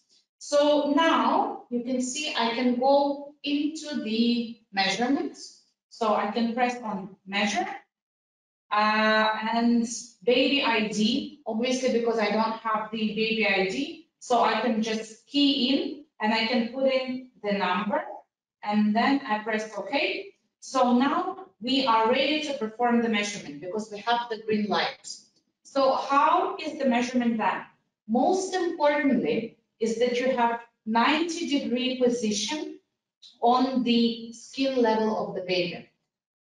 If you have even the slightest angle during measurement, it may influence the reading of the sensor. Because what we do, we need to ensure that we have the entire coverage of the sensor probe. Even the slightest angle may measure the basically the outside light. So we press at 90 degrees and we press. You see a little light and the measure. So you see n-1. So n-1, that means that we've done 1 measurement. And then we perform, so we had an average of 2, and I have gotten the measurement of the TCB, obviously in my skin. So this measure, you can either clear or you can move on to the next baby. What you also can, if you have a baby that is in the risk group, let's say a preterm infant or any other the babies with their risk factors for the development of the jaundice, you may actually place an exclamation mark. You can see here, you can place an exclamation mark, and this baby will be marked that it is a critical baby or the baby within the risk group. You can also press on the next field, and then you will get a little sign of the phototherapy. That now GM105 can be used before, during, and after phototherapy. So you can also mark that one measurement was done before phototherapy and the other measurement has been done after the phototherapy. Or you can mark, basically, you can use both marks. So you have a baby that is in the risk group and the baby that has potentially received the phototherapy. And we now can move on to the next baby, and I can put in or scan, so I can use the scanner to scan the barcodes for the baby ID, or I can put in another baby ID, so let's say, and then I am ready now to perform the measurement again. So, and I think this would be very beneficial in the units where you do your daily rounds, and you can basically perform, you can store up to 100 files with 3 measurements per file. This is a very, easy to use handheld device, and what we usually recommend is that you can store the device in its docking station somewhere in the unit, and then when you do your rounds, you can then take the device to perform the measurements. We have an option to transmit the data from the GM105 into the hospital information system. So you can connect the docking station directly into the hospital EMR, and all of your measurements will be transmitted to the hospital information system directly. So the device is HL7 compatible. So that's automatically when we place the device into the docking station, we continue with the charging. So the charging, the full charge will last you up to, I think it's 250 measurements. So you can, depending on the size of the unit, you can use the device to the full charge for as long as you take 250 measurements. So when it comes to the operation, we can go into the menu. We can also access the history. So let me just refocus. Yeah, excellent. So we can clear all. We can go into the history, and we can access any patient file that was done or any patient measurement that was done in the past. So basically, if I want to review, let's say with this patient file, so let's say, okay, that patient has a measurement of that. So whenever you have patient ID, you can always review the measurements. And then if you move down, you can check at the configuration. So you can select the measurements. Basically, you can measure in micromoles or in milligrams per deciliter. So you can select the measuring units. You can look at the average. So right now we have the average of 2 times. I can recommend to use the average of 3 times. You can also deactivate nurse ID. So currently I have no nurse ID, and I can keep it that way. I can also use the baby ID, and I can, if you don't have barcodes for the babies, we can also just always have the touch, so you don't even have the option for scanning. And you can use the set time, date, etc. So basically in the language. So you can set up your device based on your requirements, based on your country language. So when it comes to the measurements, and let me just get my baby out. So when it comes to the measurements, we recommend to perform the measurements either on the sternum. So basically, you position the baby and you measure at the sternum, or you measure at the forehead. And in order to ensure stable measurements, and in order to ensure that your measurements are consistent, we recommend using single site for measurements. So basically, you either always do the measurement on the sternum, or you always use the measurement on the forehead, and not really switch between two locations. Also, in order to interpret the data, we do recommend to use the nomograms. There are two types of the nomograms. There is a measles nomogram and there is a Butani nomogram. So the Butani nomogram has been specifically designed for the TSB.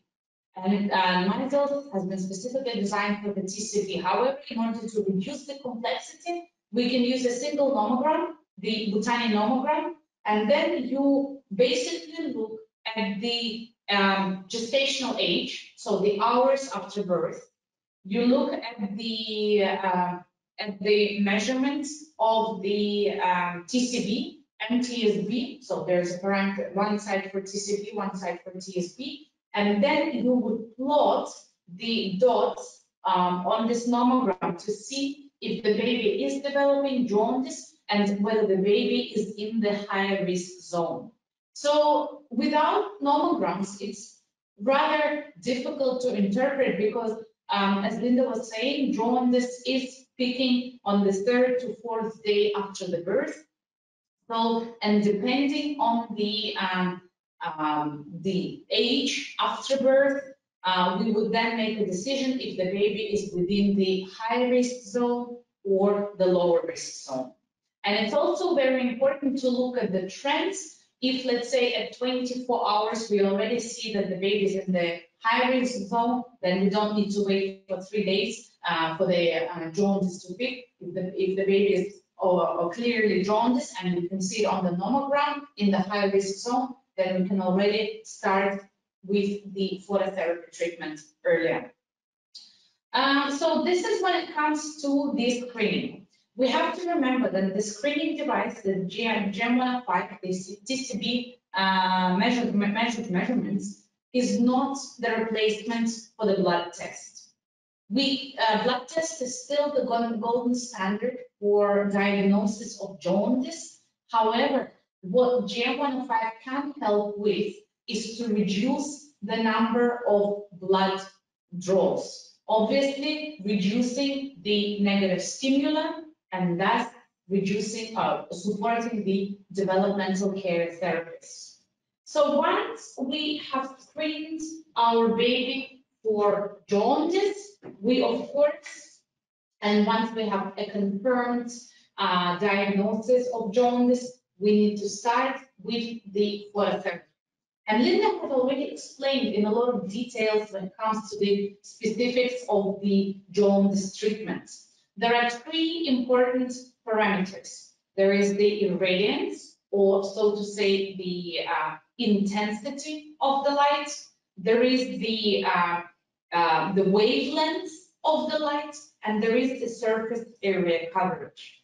So, and according to American Association of Pediatrics, the most effective jaundice treatment happens within the 460 to 490 nanometers, and that is exactly within this range our solution works.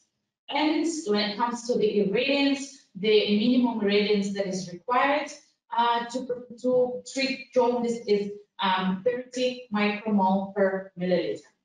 And if we look at the surface area coverage, and Linda had this picture already in her slides, that ideally we need to cover as much surface of the baby's skin as possible. So we need to have a relatively large surface area coverage. So, and here what I would like to demonstrate to you, our solution for jaundice treatment. It's called Billy-Lux. Let's look at a little bit of details. This, so you can see it a little bit better. So BD-Lux is an LAD-based technology. Move it. Yep, perfect. So it's an LAD-based technology. You see, we have 24 LED lights and 2 observational lights. So the advantages of the LED phototherapy lamps is that LED is not producing extra heat. So we are not affecting the thermoregulation of the baby, and as a result, we do not require the fans and the cooling system of the phototherapy light. Thus, we can reduce the noise of the operation because there is no rotational fan, and we can support the concept of developmental care. Another advantage of the LED technology in the phototherapy is that the output of the LED light is not reducing over time. Previously, in the past, we had halogen lamps, and the output of the halogen lamps tend to reduce over time. So this device can work up to 50,000 hours. So that's, can work for a very long time.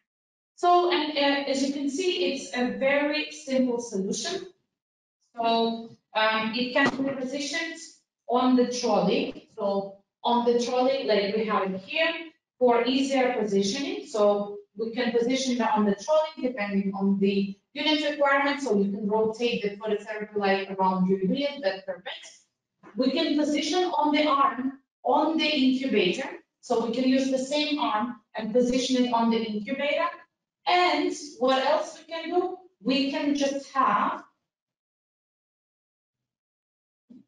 the lamp itself. So you see it's easily detachable, and I can basically just put on top of the hood of the incubator. And even now, because we have this anti-slides, we have anti-slide mechanism here, so anti-slide material. Even if I now place it on the hood, and let's say if you use baby Leo and I accidentally open the hood with forgetting that I have the lamp, you see that the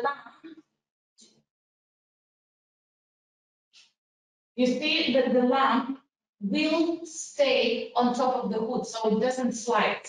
I can now close the hood, make sure that there are no edges. So you see, and the lamp remains on the hood without really sliding.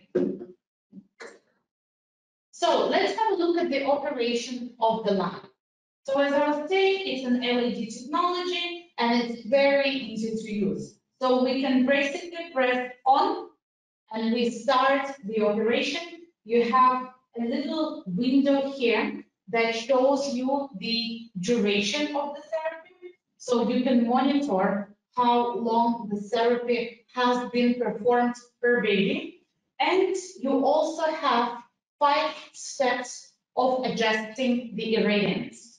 So we can start with the lowest one, and you see that the light is, let's say, slightly blue, and then we can increase the intensity in 5 steps, and this is the maximum.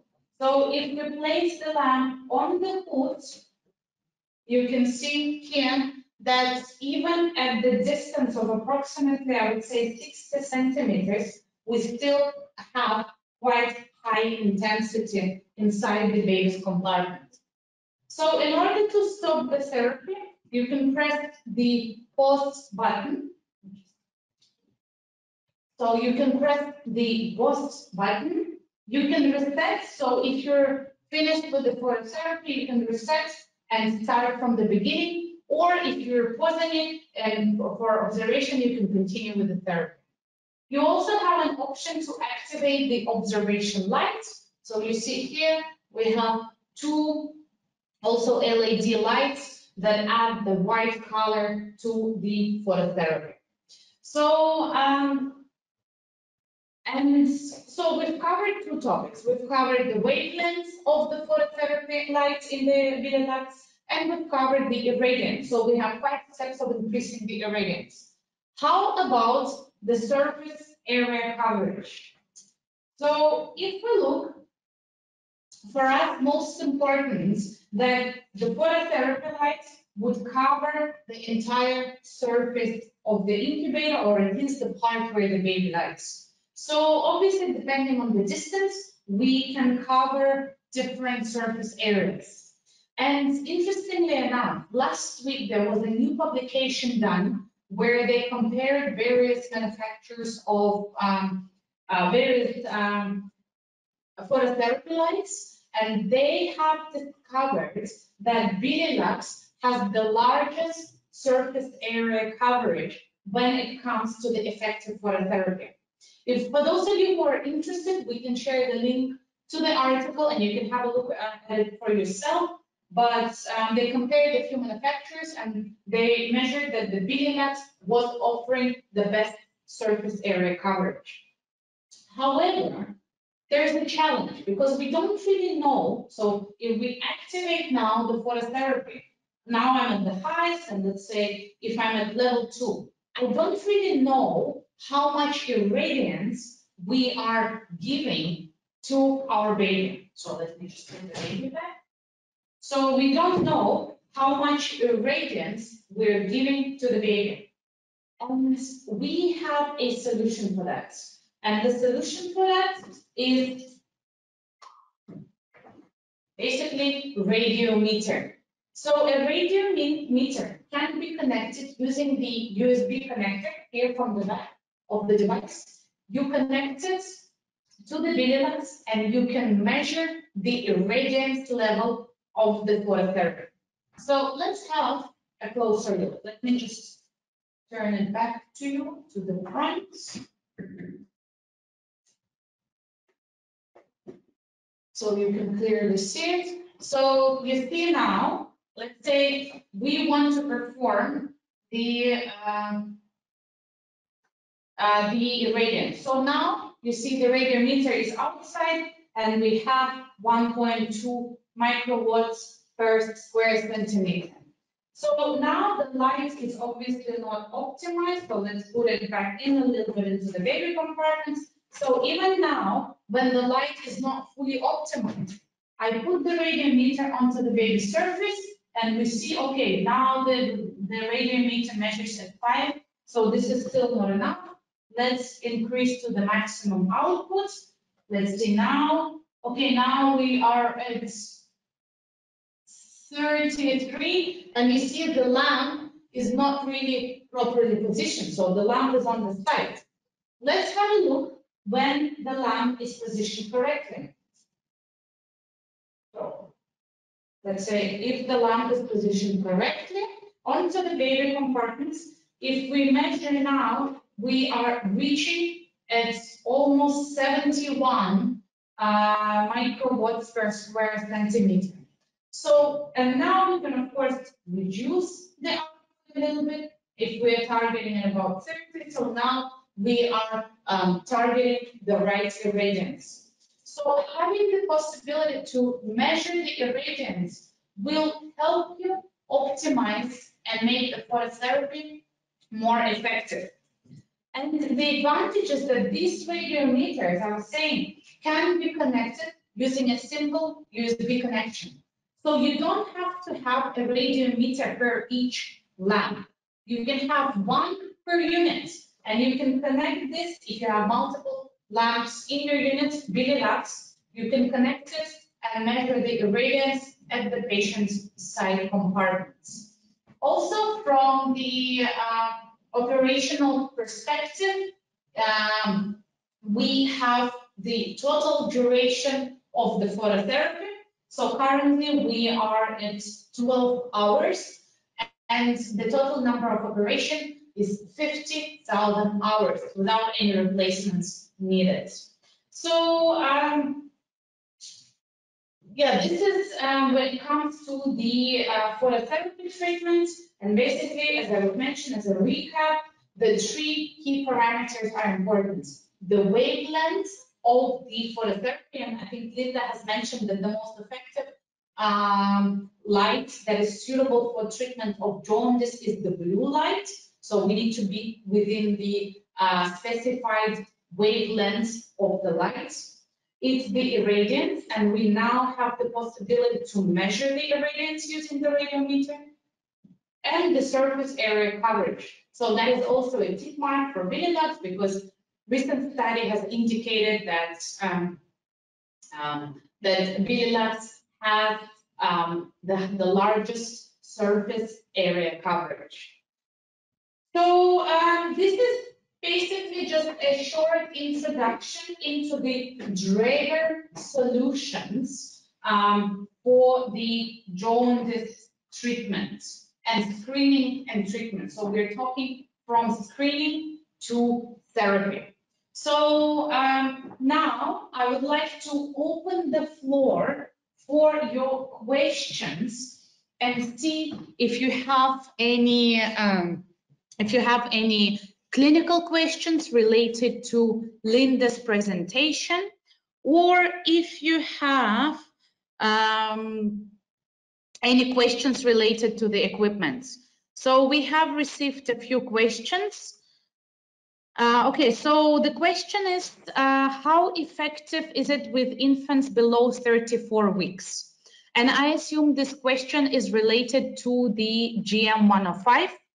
GM105 is suitable for the infants of the gestational age above 24 weeks. So in all countries except the US, we can use GM105 on the infants with the 24 weeks and above gestational age. In the US, however, due to the FDA and their clinical study protocols, we can say that it's suitable to be used on the infants above 35 weeks, but this is just the regulatory body. I mean, the technology is the same.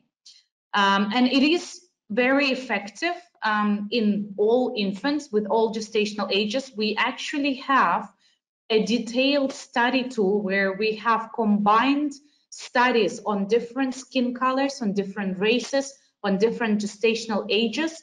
And all of the studies have indicated that there is a strong correlation between the TCB done with GM105 or the previous model, GM103, and the TSB, the blood tests. Another question, has it showed less time for treatment, the Benelux? So the treatment time would really depend on the three components of the phototherapy treatment that I mentioned: the irradiance, the surface area coverage, and the wavelength. So when it comes to the wavelength, Benelux is within the appropriate ranges. The irradiance, as I was showing, we can go up to 85 microwatts per square centimeter. However, the studies are rather indecisive or inconclusive whether higher irradiance would have a better effect. So the American Association of Pediatrics do recommend a minimum level of irradiance of at least 30 microwatts per square centimeter, and anything above, of course, this can contribute, but the studies are inconclusive. And when it comes to the surface area coverage, as I was saying, the Benelux can cover even the term babies, but there are not yet any studies to talk really about the time of treatment. I mean, Linda, in your experience, have you noticed any difference between, let's say, the use of the halogen lights versus the LED lights for the jaundice treatment in your units?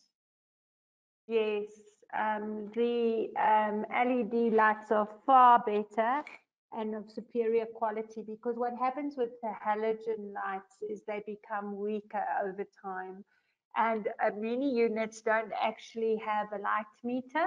So, you know, but I think that's where the whole concept of double lights comes from, is that these lights were getting weaker and weaker, and to get the same intensity, they actually started adding lights to it.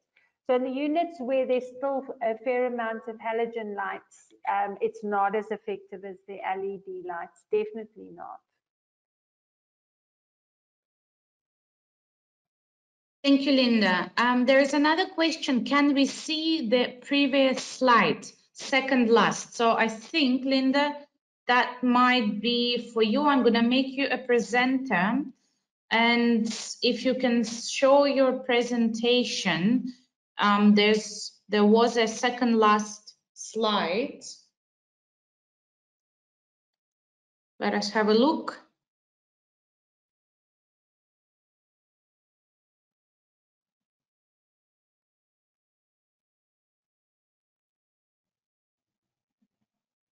Yeah, maybe the vitamin D.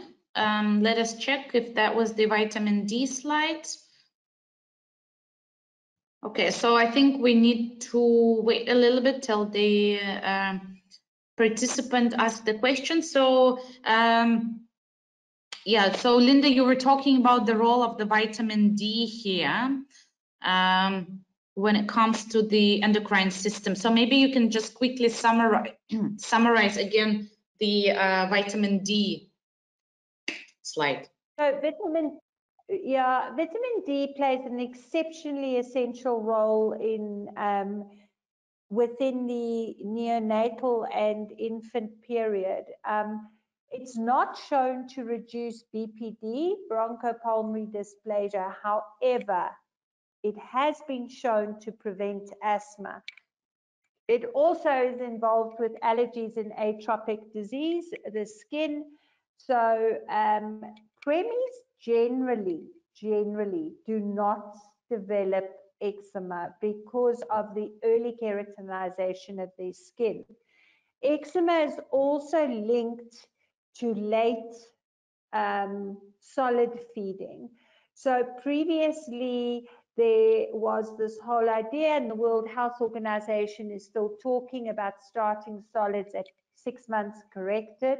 However, the Australian studies are showing that in especially the preemies, starting solids at 4 months corrected is far more beneficial because they may be, and they generally are, nutritionally malnourished, and by starting to feed them properly, they do better. Vitamin D also helps fight infection, and it plays a major role in breast cancer.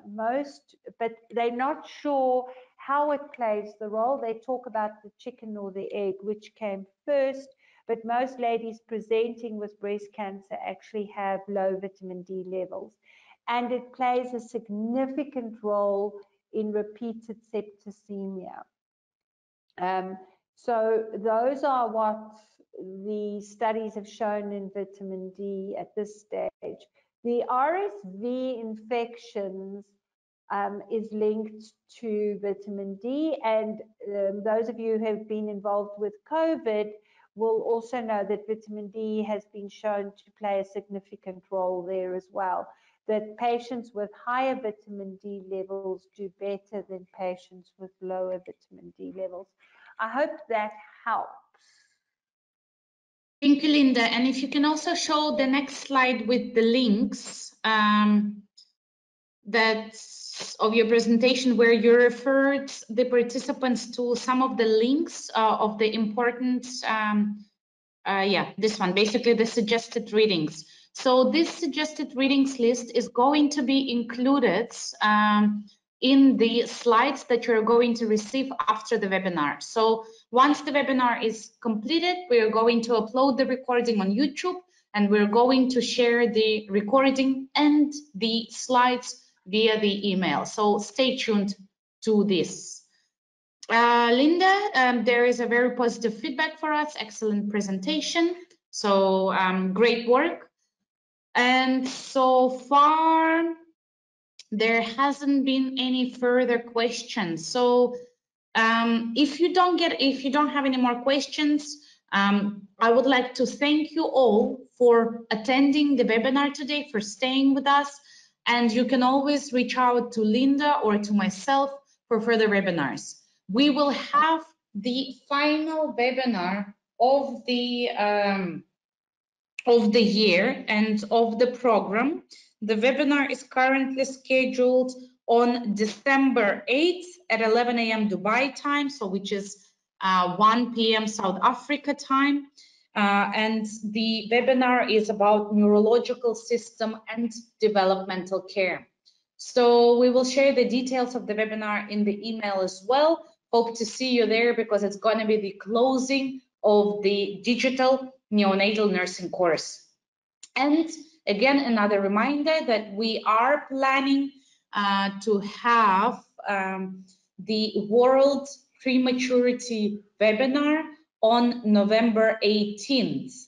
The theme for the webinar will be Embrace the Change, and the big focus will be on the impact of COVID-19 pandemic on the neonatal care units and how this has affected the parents and the nursing staff in the NICUs. And also we are going to spend some time talking about the bonding during the labor and delivery, and also the impact of the COVID-19 COVID-19 pandemic in different countries.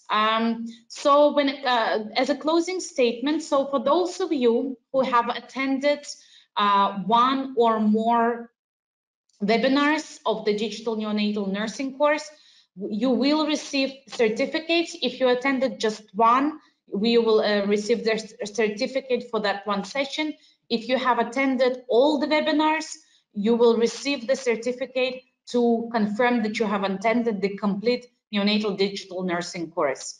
So for those of you who would like to get the details, please reach out to MIA Academy, and we will issue the certificates once the neonatal nursing course is concluded. So thank you everyone for your time, for your engagement, and I would like to thank Linda again for excellent lectures, for very detailed presentation and attention to all of the questions. So thank you very much, Linda, for being with us today and over the past 7 webinars.